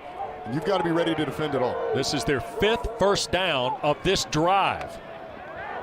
And banging away McCoy. Took the Mountaineers' Tonkery on head on. And then Vandarius Cowan also helped out Dylan Tonkery. I bring up the 5 first downs, Roddy. They only had 6 in the first half. Ooh. That was the 10th play of the drive. You're 10 plays into the drive. You're Dylan Tonkery as a middle linebacker. You finally get a dive play. Easily diagnosable. There's nobody to block you, and you get 230 pounds coming right at you from Sandon McCoy. All right, 2nd down here for Army. Already leading 4. Tyler trying to follow the block around the edge. And he's brought down at the 5. It'll be 1st and goal. Mesidor Can't say enough about what Chris Cameron did on the perimeter blocking, Roddy. Well, this is the challenge. Again, you have to stay disciplined. You've gotten belly play, belly play, belly play. Now the action in the backfield looks like it, but it's quarterback counter with the tight end out front. Chris Cameron fighting. And Tyler's able to get it inside the 5. All right, so first and goal at the 4. Army trying to cash in on the opening drive of half 2. And just banging away inside McCoy.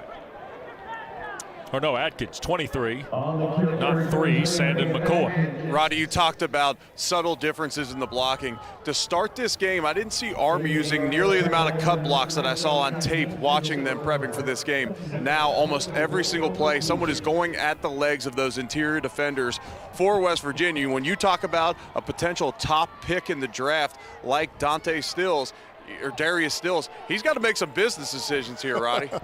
Here's Tyler around the edge and into the end zone. Third rushing score of the game for Tyler. Flags now after Tyler got into the end zone, and I think we got some post-scrimmage pushing and shoving between the two teams. Get the call from our referee. How about Mike Johnson, the left guard, the captain of this team, getting his guys back? We'll see who this flag's on. Well, the other thing is it took 8 minutes of clock off that third quarter. And Neil Brown not happy at all.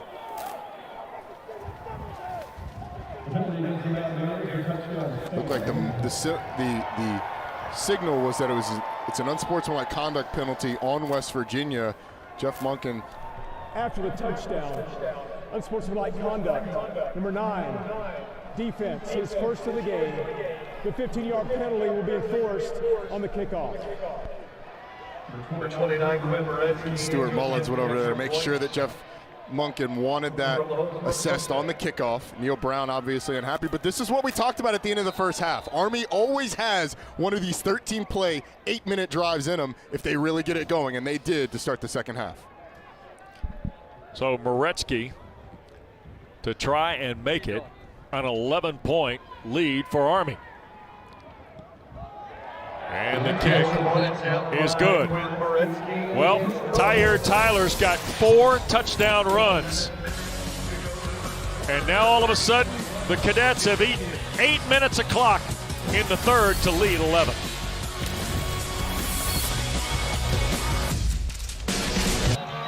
Army leads 21-10, and we welcome you back to the AutoZone Liberty Bowl as part of Capital One Bowl Mania.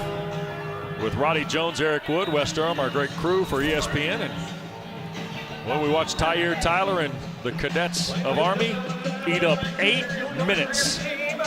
How important does this next drive for West Virginia become? I mean, Army has found something. 13 plays, 8 minutes off the clock. This offense has been sitting on the sideline for the entirety of the second half. They're going to have to come up with something, an extensive drive to give that defense a rest. The kick from midfield will be ripped along the ground, Sinkfield. And he will get back toward the 20-yard line before the tackle is made. So the Mountaineers will have the ball, trailing 11 when we continue from Memphis on New Year's Eve. The Pennzoil.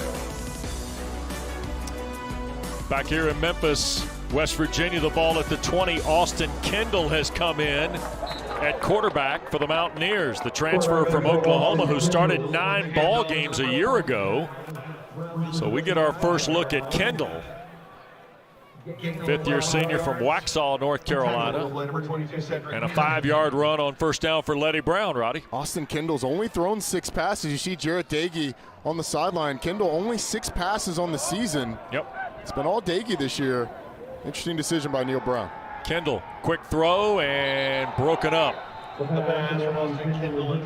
Broughton got a hand in to knock it away. Marquell Broughton playing well. This is an important drive, so you wonder if there's something going on with Jarrett Dagey, something that he's nursing, an injury possibly. I mean, you never know what the circumstances that are going on behind the scenes, but curious decision to bring in the backup here. Yep. And a big third down. Austin Kendall, and 3rd and halfway. trying to make the quick throw and complete. Bryce Ford Wheaton to midfield and into Army territory before Broughton made the tackle on a 28-yard throw. Well, it's just a couple of crossers. You get a nice natural pick in the middle. Nobody takes Ford Wheaton as he comes across the field. It's an easy pitch and catch for Austin Kendall. A nice job finding the open receiver.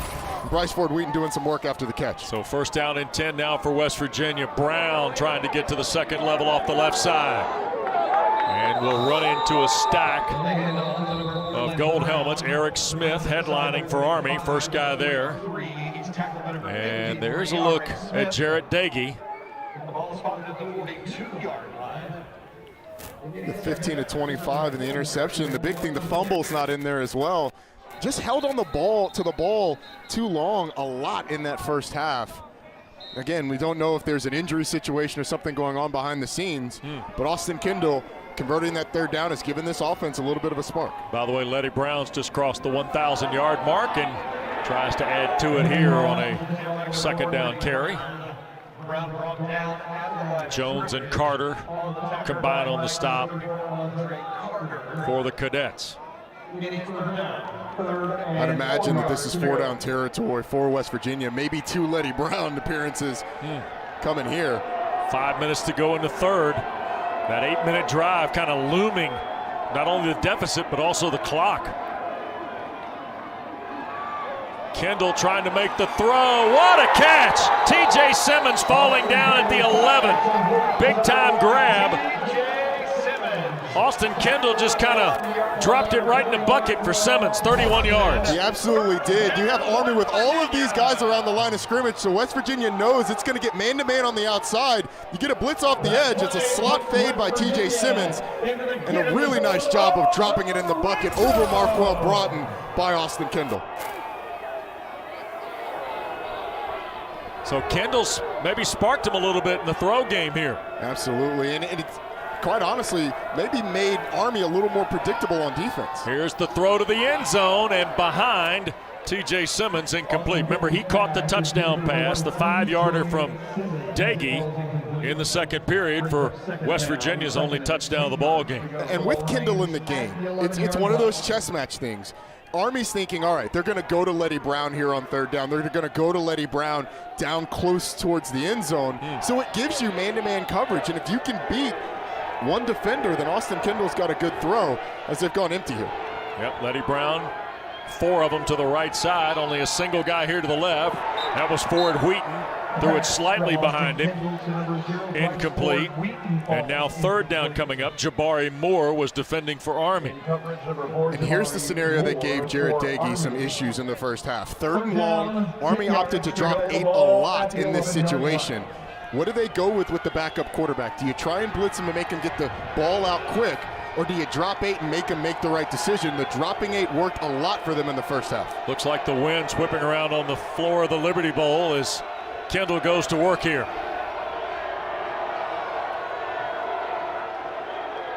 That's Brown in motion to the perimeter. Kendall shoots it inside, catch is made. Sean Ryan held on but got taken down before he could reach the first down mark by Eric Smith. Well, look at what Army does. They basically build a line right at the first down marker. When you get the motion going out, it clears up some room for that slant underneath, but Army does exactly what it wants to do. Keeps the ball in front, is able to tackle West Virginia short, and West Virginia's going to go for it. Neil Brown going to burn one here. Play clock at 10. Yeah, I think you have to at this point. Now the timeout. Looks like they're going to call the timeout. Nope, they do not. Kendall wide open. Touchdown for Michael Laughlin in West Virginia. Well, Neil Brown was walking down the sideline to try and decide if he was going to call the timeout. Does not do it. Is leaving the offense on the field, down 5. They're going to go for it, go for the 2-point conversion. Watch the motion. You're going to get the motion across. Nobody follows, and you get the tight end sneaking out. O'Laughlin into the front of the end zone to be able to convert. And West Virginia going to go for 2 here to see if they can make it a 3-point deficit. They snap it to Kendall. Quick throw and dropped. TJ Simmons couldn't hang on to it. It's a 5-point game. Wow, what a third quarter. 2 possessions, 2 touchdowns. First touchdown catch of the year for Mike O'Loughlin. West Virginia back to within 5 at 21-16. Don't forget Saturday, there's more Capital One Bowl Mania at noon on ESPN. Number 23, North Carolina State faces Kentucky. TaxSlayer Gator Bowl. Anish Shroff, Tom Luganville, Larisha Harris will be there for you. At 12:30 over on ABC, the Outback Bowl. Ole Miss and number 11, Indiana. That's our boys Tom Hart, Jordan Rogers, and Cole Kublik. 2 strong lineups right there. Both games available also on the ESPN app. 2 really good games, too. Oh, yeah. Tom Allen in Indiana, great story this year, Rodney. How about Dave Dorn at NC State? Great story. Absolutely. 3 wins there for the Wolfpack. They're losing their starting quarterback. Yep. 2 guys that were certainly in the running for Coach of the Year. Yep. Tom Allen and Dave Dorn. You betcha. So let's see what West Virginia has defensively now. For Army, a little onside kick. Ball got busted around, and the Mountaineers say they have it. West Virginia says they have it, and they do. Casey Legg, the redshirt sophomore from Charleston. Neil Brown told us he was going to be aggressive and try and steal a possession at some point. It's a really nice job by this West Virginia team getting downfield. First down. And Adai comes up with it. Yep, Alonzo Adai. And we've got an injured cadet on the field, Donaldson.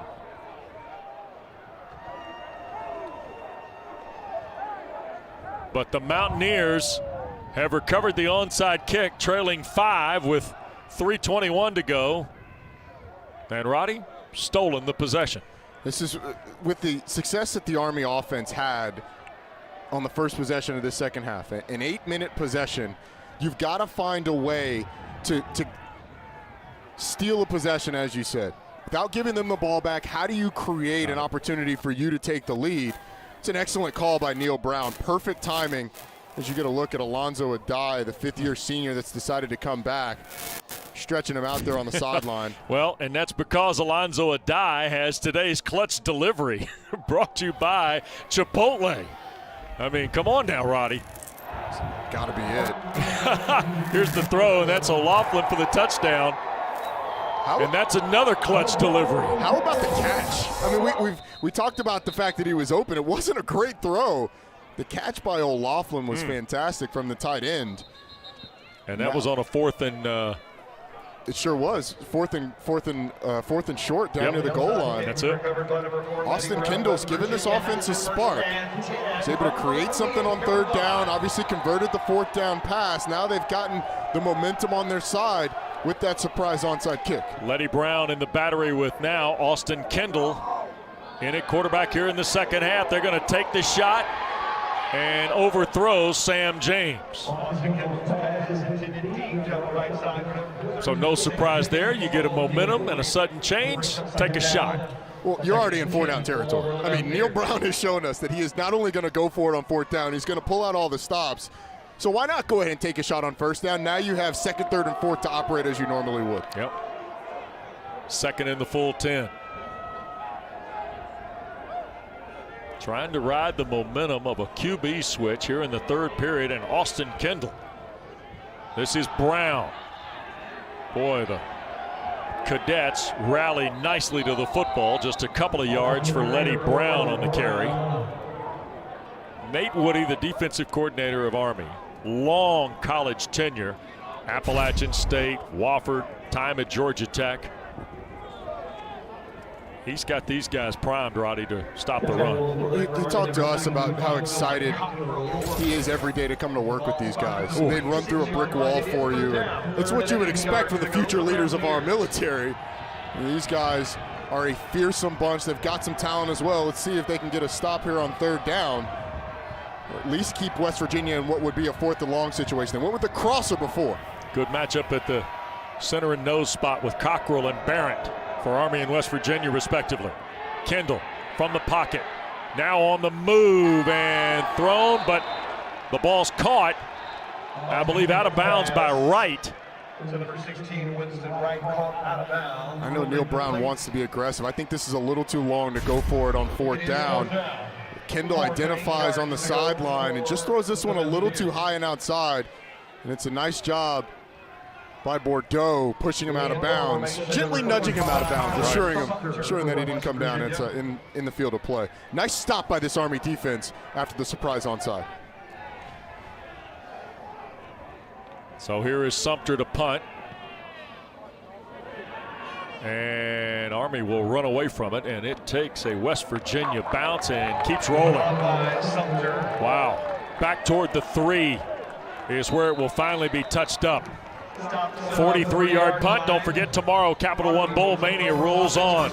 The Verbo Citrus Bowl in Orlando. Bo Nix and Auburn against number 14 Northwestern. Coverage starts at 1 Eastern, 10 a.m. Pacific on ABC, and always on the ESPN app. Only the second meeting all time. 10 years ago in the Outback Bowl, Auburn won 38-35. If I had to wager a guess, I don't think this one's going to be that high scoring. So after the onside kick, West Virginia punts it deep into Army territory. Here are the Cadets from the 3.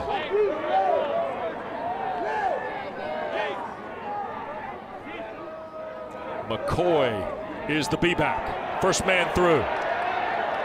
Sandon McCoy, fifth-year senior, the former Little Wonder out of A.L. Brown High School in Kannapolis, North Carolina, Roddy. One of the really cool nicknames in high school.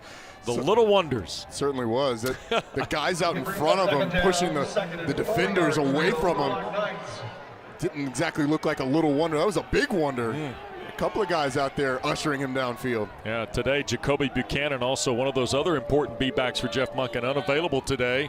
But here's Anthony Atkins, who's played extensively today, chugging for a couple of yards. So it's 3rd and a yard now for Army, who's got this 5-point lead in the final 75 seconds of this third period. Seen him have success with that off-tackle play. We've seen him have success with the quarterback run. See what they go with here. Straight ahead, McCoy. And I think he will be measured to the 14, and if so, that would be enough for the first down. Straight fullback dive there. You know, a lot of what this Army team does. Looks like Stuart Mullins is going to call for a measurement. Oh, nope, first down. Yep. First down, Army, 10 yards to go. A lot of what this Army team does is based on making you think that there's a possibility of triple option. Right. And then dictating where the ball is going to go. A couple of fullback dives in the first 3 plays. We've seen him get a first down. The sophomore Atkins stays in behind Tyler.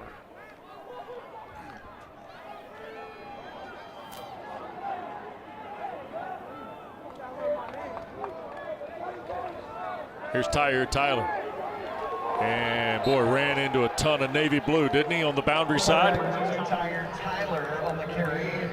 And Darius Cowan's done a nice job on the edge for West Virginia.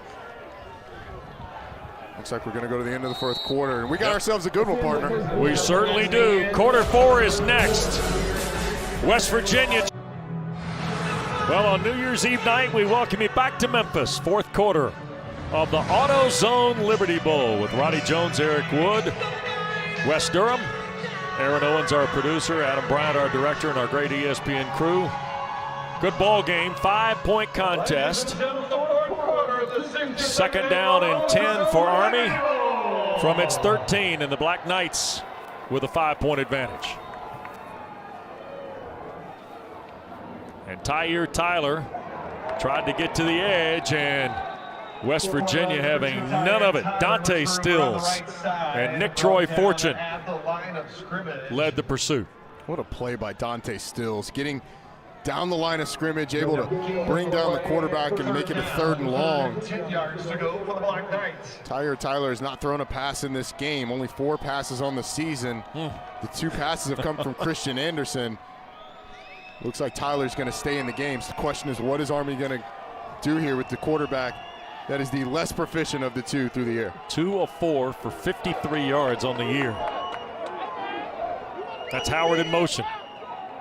Tyler spins back and got chopped down. Boy, some kind of play by Pooler, and then Jackie Matthews and Scotty Young also helping out, Roddy. Yeah, that was a similar play to the one they scored on earlier. West Virginia did a nice job on the backside, expecting something like that to come. Staying disciplined, not pursuing the initial action, and being able to make the tackle on the front side. Zach Harding in cut formation.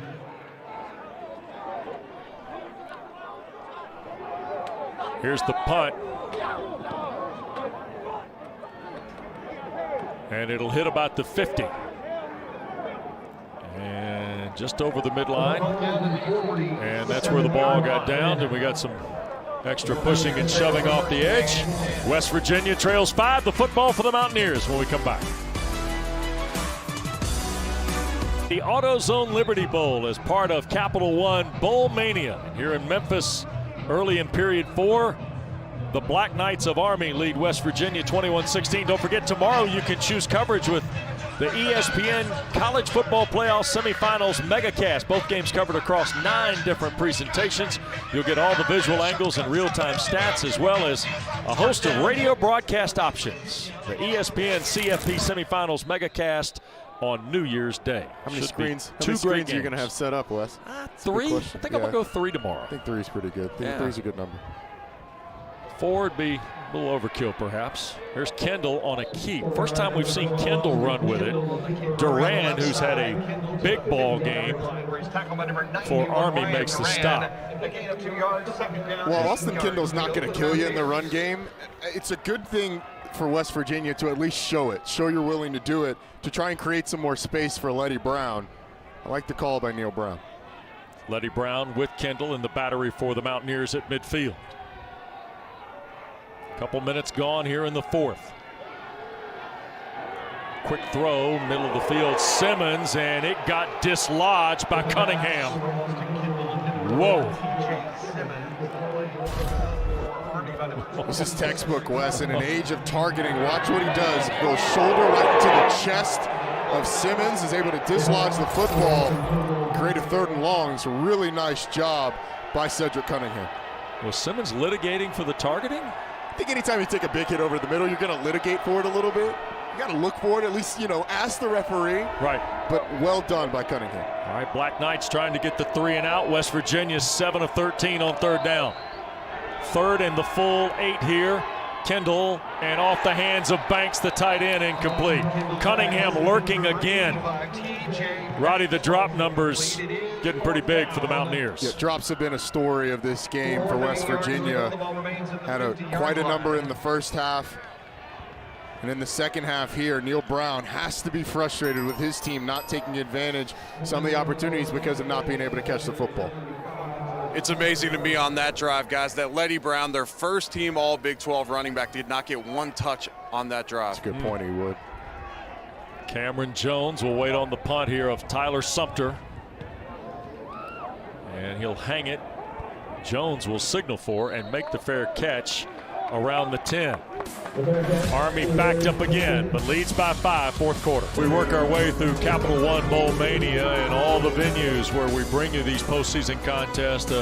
Special thanks to all of the men and women who've helped us bring you college football across the ESPN family of networks this fall, Roddy. The commitment, the production, just the overall sense of, hey, we're here to get it done and do it as safely and as securely as we can. And special thanks to everybody for being involved, not only here tonight in Memphis around the holiday, but throughout the fall campaign. You hear our voices, see our faces, but there are thousands of people behind the scenes that make these things happen, especially in a challenging year like this. Thank you, thank you, thank you. Absolutely.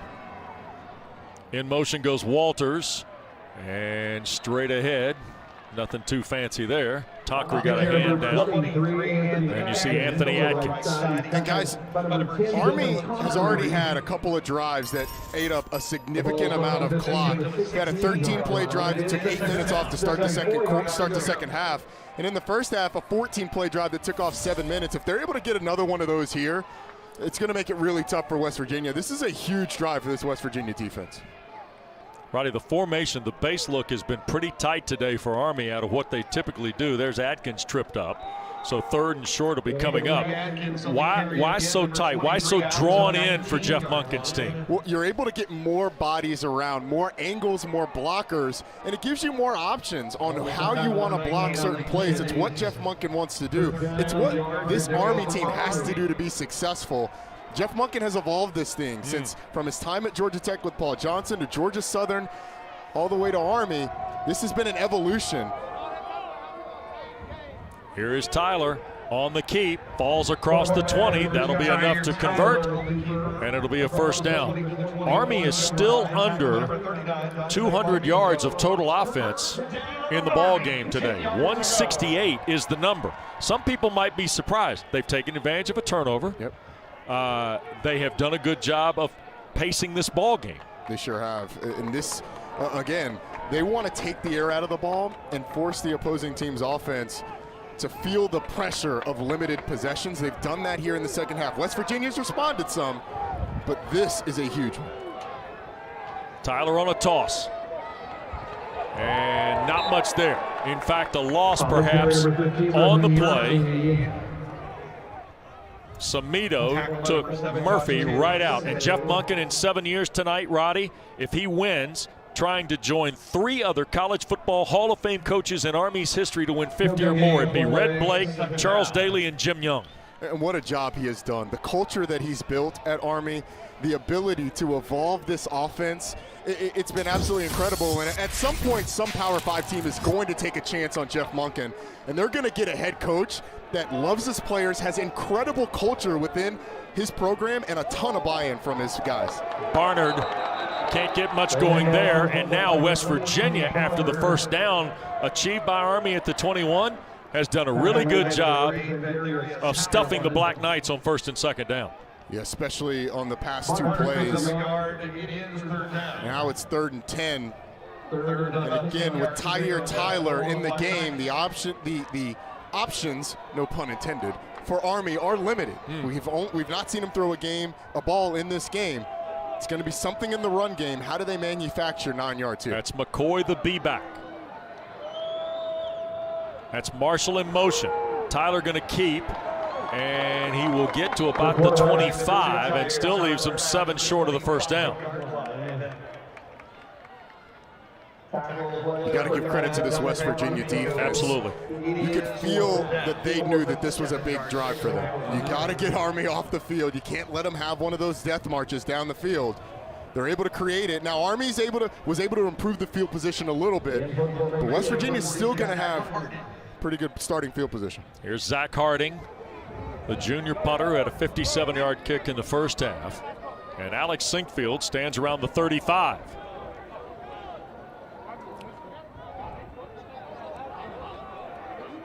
Snap as the play clock expires, and they're going to call delay here. You got a flinch out there on the perimeter by one of the gunners, if I'm not mistaken.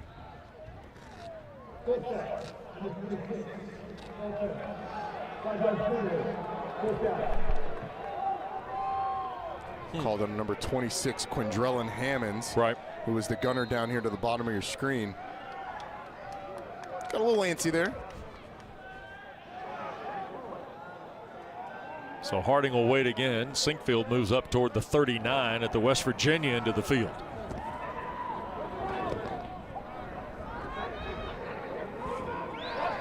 Again, the long count. And a good-looking punt by Harding. Sinkfield fields it at the 27. And pursued out of bounds at the 36. 5-point game, 8:21 to go on New Year's Eve night in Memphis. Welcome back to the AutoZone Liberty Bowl as part of Capital One Bowl Mania. 21-16. The Black Knights of the Hudson lead the Mountaineers here in Memphis. Don't forget, tomorrow on ESPN at noon Eastern starts a huge day of college football. JT Daniels, number 9 Georgia, meet number 8 and undefeated Cincinnati in the Chick-fil-A Peach Bowl from Mercedes-Benz Stadium in Atlanta. Luke Fickell and Kirby Smart matching wits downtown Atlanta. There's a lot of people interested in what Cincinnati does in that one. Georgia with a ton of opt-outs, but the feeling around that Georgia program is the young guys that are playing really are excited about having an opportunity in this one. Austin Kendall, who's been the quarterback of record in the second half, quick throw on first down, and low for Reese Smith, true freshman from Danville, Kentucky, who has 11 catches and had 4 of them in the season opening win against Eastern Kentucky for the Mountaineers. And that's a throw that Austin Kendall's going to have to make. It seems like this is going to be his game down the stretch after the struggles that Jarrett Dagey had in the first half. He's got to make that throw. Letty Brown has not touched the ball, didn't touch it on the last drive. He's in the Wildcat here. In motion, that's Simmons, and this is Letty Brown out of the Wildcat. Not much there. Andre Carter, the 265-pound sophomore linebacker, makes the play for the Black Knights. Well, it looked like he had a little bit of space on that right side, but you see on the backside, from the backside comes Carter, loops around and is able to make the play. It's 3rd and 8 now, and again, with your backup quarterback in, they've been able to hit some one-on-ones down the field, but that's when they've gotten man-to-man coverage. Right. The success on 3rd downs that they've had has been on crossers coming across the middle. Austin Kendall comes back to the quarterback spot. Looks like he may get man-to-man coverage to the top. Kendall taking the deep shot and incomplete. Simmons was there, and a flag, I believe, was thrown. It just went into the bench area of the Army. Yes. Bryce Ford Wheaton was the intended receiver against 15-yard penalty. Jabari Moore. Yeah, and you get the double move in Moore's Oh, yeah. going to get run away from, and it's smart in that situation to just pull the receiver. But again, Army going man-to-man coverage. West Virginia's going to be content to throw it down the field when you get those one-on-ones. They've shown that time and time again. So nice job by Austin Kendall of identifying it. Eric, wouldn't you put it in number 4's hands here a little bit, though? I would. You're talking about a guy that's got over 1,000 yards in the season, but give credit to this Army run defense. Only 42 rush yards given up today. Kendall now. Winding around in the pocket. And he'll be chased out of bounds. Kwabena Bonsu, the defensive end, who was huge in the win against Air Force. That's the first time we've seen him out in space here. And West Virginia might have gotten away with a little bit of a hold there with Kendall scrambling around in the background. And that was eerily similar to what we saw in the first half out of Jarrett Dagey. Just extending the play, not throwing the ball away. Austin Kendall is able to get outside enough to get back to the line of scrimmage. Create a 2nd and 10. Guys, we haven't done as many games together this year as we did last year, but you guys know my biggest pet peeve for a quarterback as a former offensive lineman. Get rid of the ball in those situations. If you run out of bounds for no gain, that goes down as a sack. But they did give him 1 yard on the previous play. So his offensive linemen do not have to yell at him. One of the biggest things we learned being with E. Wood is all sacks are not created equal. No, they're not. We have been told and instructed accordingly. And they did move that back to create. Yep. Screen for Brown, and another drop by West Virginia.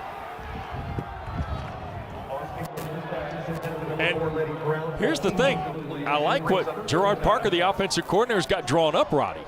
But the execution piece. Yeah, I mean, the receivers have certainly not helped today. I just feel like with Austin Kendall in there, they're a little more limited with what they're doing than they were with Jarrett Dagey in the first half. But because of the mistakes that Dagey made, you've got to go with the backup, where they decided to go with the backup. I don't think Army, there's any chance you get man-to-man here. I think they're going to drop at least 7, maybe 8. Army bringing 5, and the throw is made, and the catch for Sam James.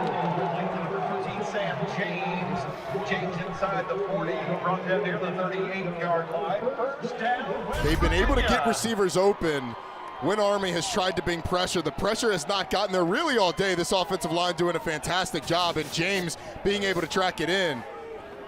Hey, needed 12, got 13. That's all you need. It's good awareness on the route, right at the sticks. Good pitch and catch to move the chains. Headed towards 6 minutes to go in the AutoZone Liberty Bowl. Kendall hit as he throws, and the catch made by Simmons. Spectacular grab in traffic with Jabari Moore and Morrison both lurking for the Black Knights. Off coverage, and it's Ford Wheaton on the slant. Delivery right into the number. Yep, Bryce Ford Wheaton. Another quick throw by Kendall out on the perimeter. Ford Wheaton again. Inside the 20 to the 19. And another first down coming up for West Virginia. Neil Brown knows the time is now, Roddy, for his club. Yeah, absolutely. If you give the ball back to Army, you may never get it back if they're able to get one of those drives going. Here's the area of the field where Army's made it really difficult for West Virginia today. Have come up with a couple of big stops in the red zone. This is, again, one of the best red zone teams in the country. Coming in, they were second in FBS in their red zone touchdown percentage allowed. 1st and 10 from the Army 20. Simmons in motion toward the bottom of your screen. Kendall for the end zone. Touchdown, West Virginia. T.J. Simmons, his second touchdown catch of the night.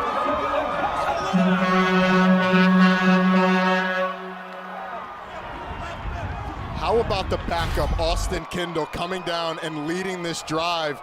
You're going to see the action's going to happen to the bottom. Simmons is on the inside, and it's just a post corner. It's easy. It's day one stuff for this Army defense. Two guys take the post. There's nobody on the corner route, and West Virginia's going to go for two to try and go up by 3 points. 2 touchdowns in 4 second-half possessions for the Mountaineers and Austin Kendall, who's now thrown for 121 yards. Here's a reverse for the 2-point play, and this is Reese Smith into the end zone. So it's a 3-point game. West Virginia takes the lead just ahead of 5 minutes to go. Austin Kendall to T.J. Simmons. The Mountaineers in front in Memphis.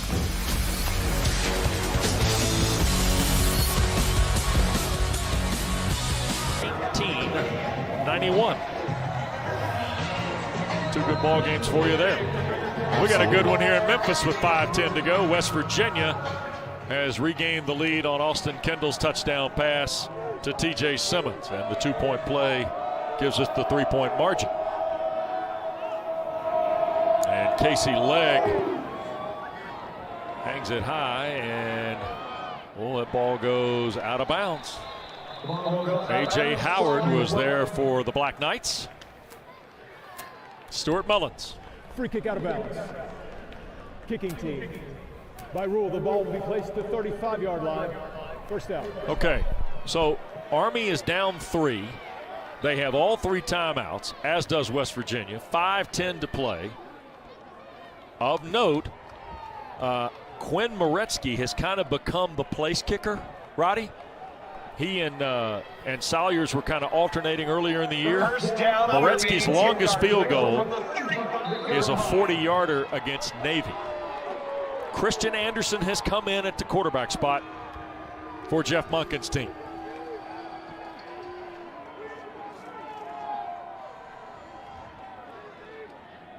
Anderson thought about the pitch and will keep it for 4 before a die knocked him to the ground. I think you have to give a lot of credit to this West Virginia defense today. They're starting this drive. Army only had 174 yards of total offense. Right. They run 54 plays, half of those, 27 on 2 drives. The other drives had netted no more than 6 plays. They've done a really nice job, with the exception of those 2 long ones. Army's going to have to obviously get something going here with less than 5 minutes on the clock. And to your point, Roddy, they've done that without Tony Fields, number 1, who opted out before this game to pursue the NFL. He is their best player on defense, number 1 in the Big Ten in tackles per game. Chris Cameron wide open on the throw from Christian Anderson inside the 30 to the West Virginia 29. And this is why you bring Christian Anderson into the game. Just sneaks up the seam does Chris Cameron. So you have the action of the toss, which we've seen over and over and over. Because Army has run that without running the play action, it just wears on your defensive backs, and their eyes get a little lazy, and they just need a split second to be able to hit it down the field. First down and 10 at the Mountaineer 29-yard line. Anderson, that's Sandon McCoy. Banging away for 4 to the 25. Don't forget, Capital One postgame available on the ESPN app immediately following our ball game here at the Liberty Bowl in Memphis. The 62nd annual AutoZone Liberty Bowl. Tahir Tyler has now come back in as the quarterback to replace Christian Anderson. Christian Anderson, that was just his third pass of the game. And that's what's so different about this offense for defensive backs. It's run, run, run, run, run, but the pass can absolutely kill you if you let it go. Here's Tyler. Oh, and got hit head on. And that was Tonkery. Dylan Tonkery making his 32nd career start. Fifth-year senior from Bridgeport, West Virginia. 14th of his career at middle linebacker. He's fit right back in after letting Tony Fields run it during the regular season. Yeah, he certainly has. 8 tackles on the day. That one his 9th, and Tahir Tyler's going to remember that one. That one's going to hurt. Third and short. 3 to go for the Black Knights.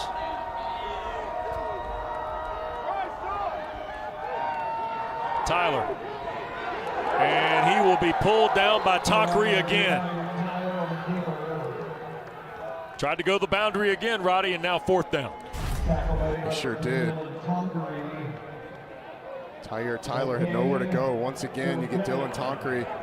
And I think this is a little too far, and in this situation, you have to go for it. Excuse me, you have to kick the field goal. You can't go for it here. It's a little too far. You got to trust your kicker in what's just shy of a 40-yard field goal. At a 40-yarder against Navy. This is just inside that to tie the ball game.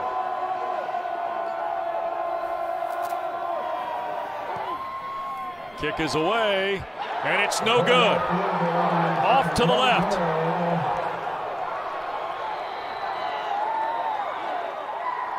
A miss from 39 yards, and West Virginia has the lead with under 2 minutes to go. Army's got all 3 timeouts, as does WVU. It just pulls this one a little bit. What a stop by this West Virginia defense. Again, talked about how good they had been with the exception of those 2. As soon as he kicks it, Moretzky knows that it's going left. The West Virginia defense does as well. This game's not over. As you said, Army has all 3 timeouts. But with the first down, West Virginia can put the game away. Well, our Capital One player of the game for the time being with 1:50 to go is Austin Kendall. Off the bench in the second half, Roddy, 2 touchdown passes. And Kendall has given West Virginia the lead. So congratulations to Austin Kendall, our Capital One player of the game.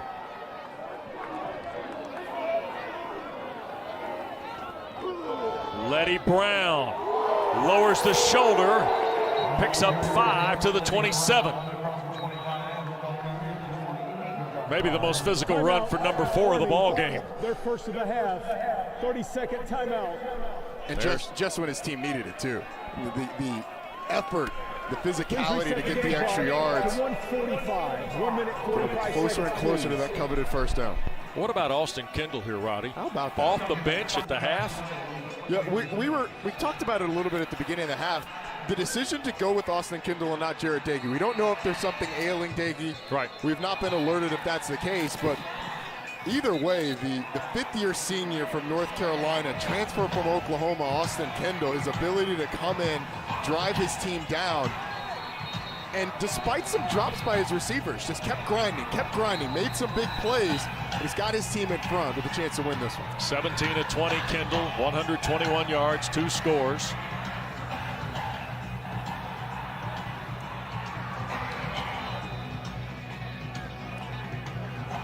I got to believe this is not very difficult for Neil Brown. You put this in the hands of number 4. Yes, sir, absolutely. And it is Letty Brown trying to get to the perimeter. And is taken down.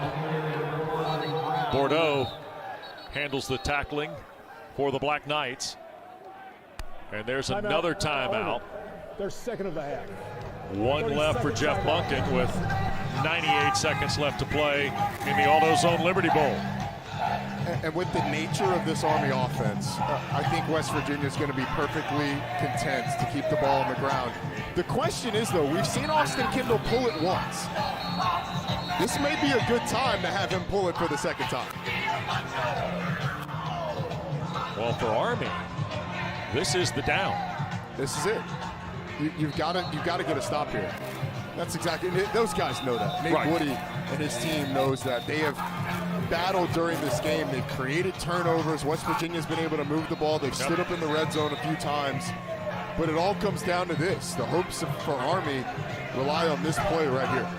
Neil Brown, who had in the previous 27 times as a head coach when trailing in the fourth quarter was 3-24. Trying to spur that percentage and come up with his first postseason win as the head coach of the Mountaineers. They hand the ball to Brown. Straight ahead, Spencer Jones filling that role of John Radigan, who's unavailable to play today, makes the stop. 30-second timeout. And now with 94 seconds left, Roddy, here we go. Army's going to have another shot. This is a team that we've seen them go shotgun at times this year, but certainly not a proficient passing offense. It's not something that they do often. Well, if you need Sumter to blast one, that's number one if you're Neil Brown, and fast. Exactly. Right? Got to have a fast operation, a clean operation on a day where we haven't gotten a lot of rain during the game. Right. But it's rained all day, and it is chilly out there. Although I wouldn't know that. He would. Yeah, Eric's our meteorologist on call on the sideline. Sumter's averaging 42 yards on the 3 punts he's had here in the ball game today. Cameron Jones is deep for Army.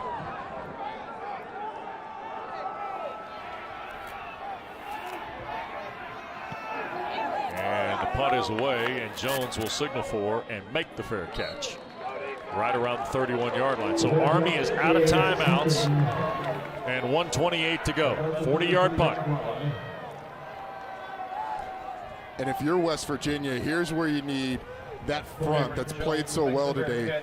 Vandarius Cowan, we've seen him all over the place today. Jeffrey Pooler, the defensive end, Darius and Dante Stills, you need them to dominate your matchups and get pressure on Christian Anderson. Watch the legs of Anderson as well and how much they come into play. Roddy, here goes the gun. Shotgun for Anderson. That's Marshall in motion. Quick throw, catch made, and banged around Caterbone. It's a good effort to get out of bounds and stop the clock there by Caterbone.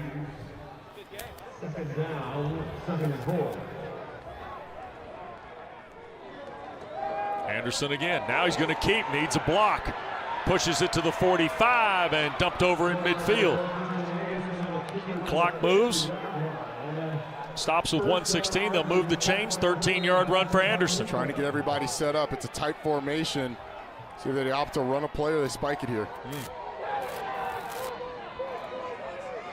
Here's a toss.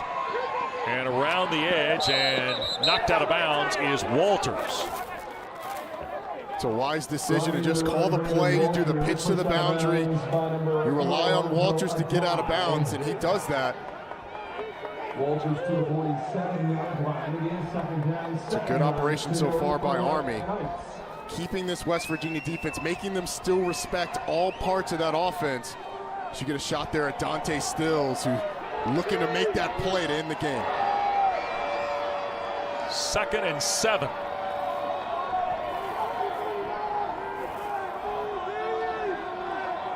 Anderson gets back under center. And he'll look to throw here. Take the shot, looking back downfield and incomplete. Caterbone was the closest Black Knight to the throw. And now with 59 seconds, you got 2 snaps. Yeah, you gotta get that near your receiver and give him a chance. There's a couple of things that can go your way in that situation. Even if you underthrow it, maybe you get a pass interference penalty, but no shot when that ball isn't close.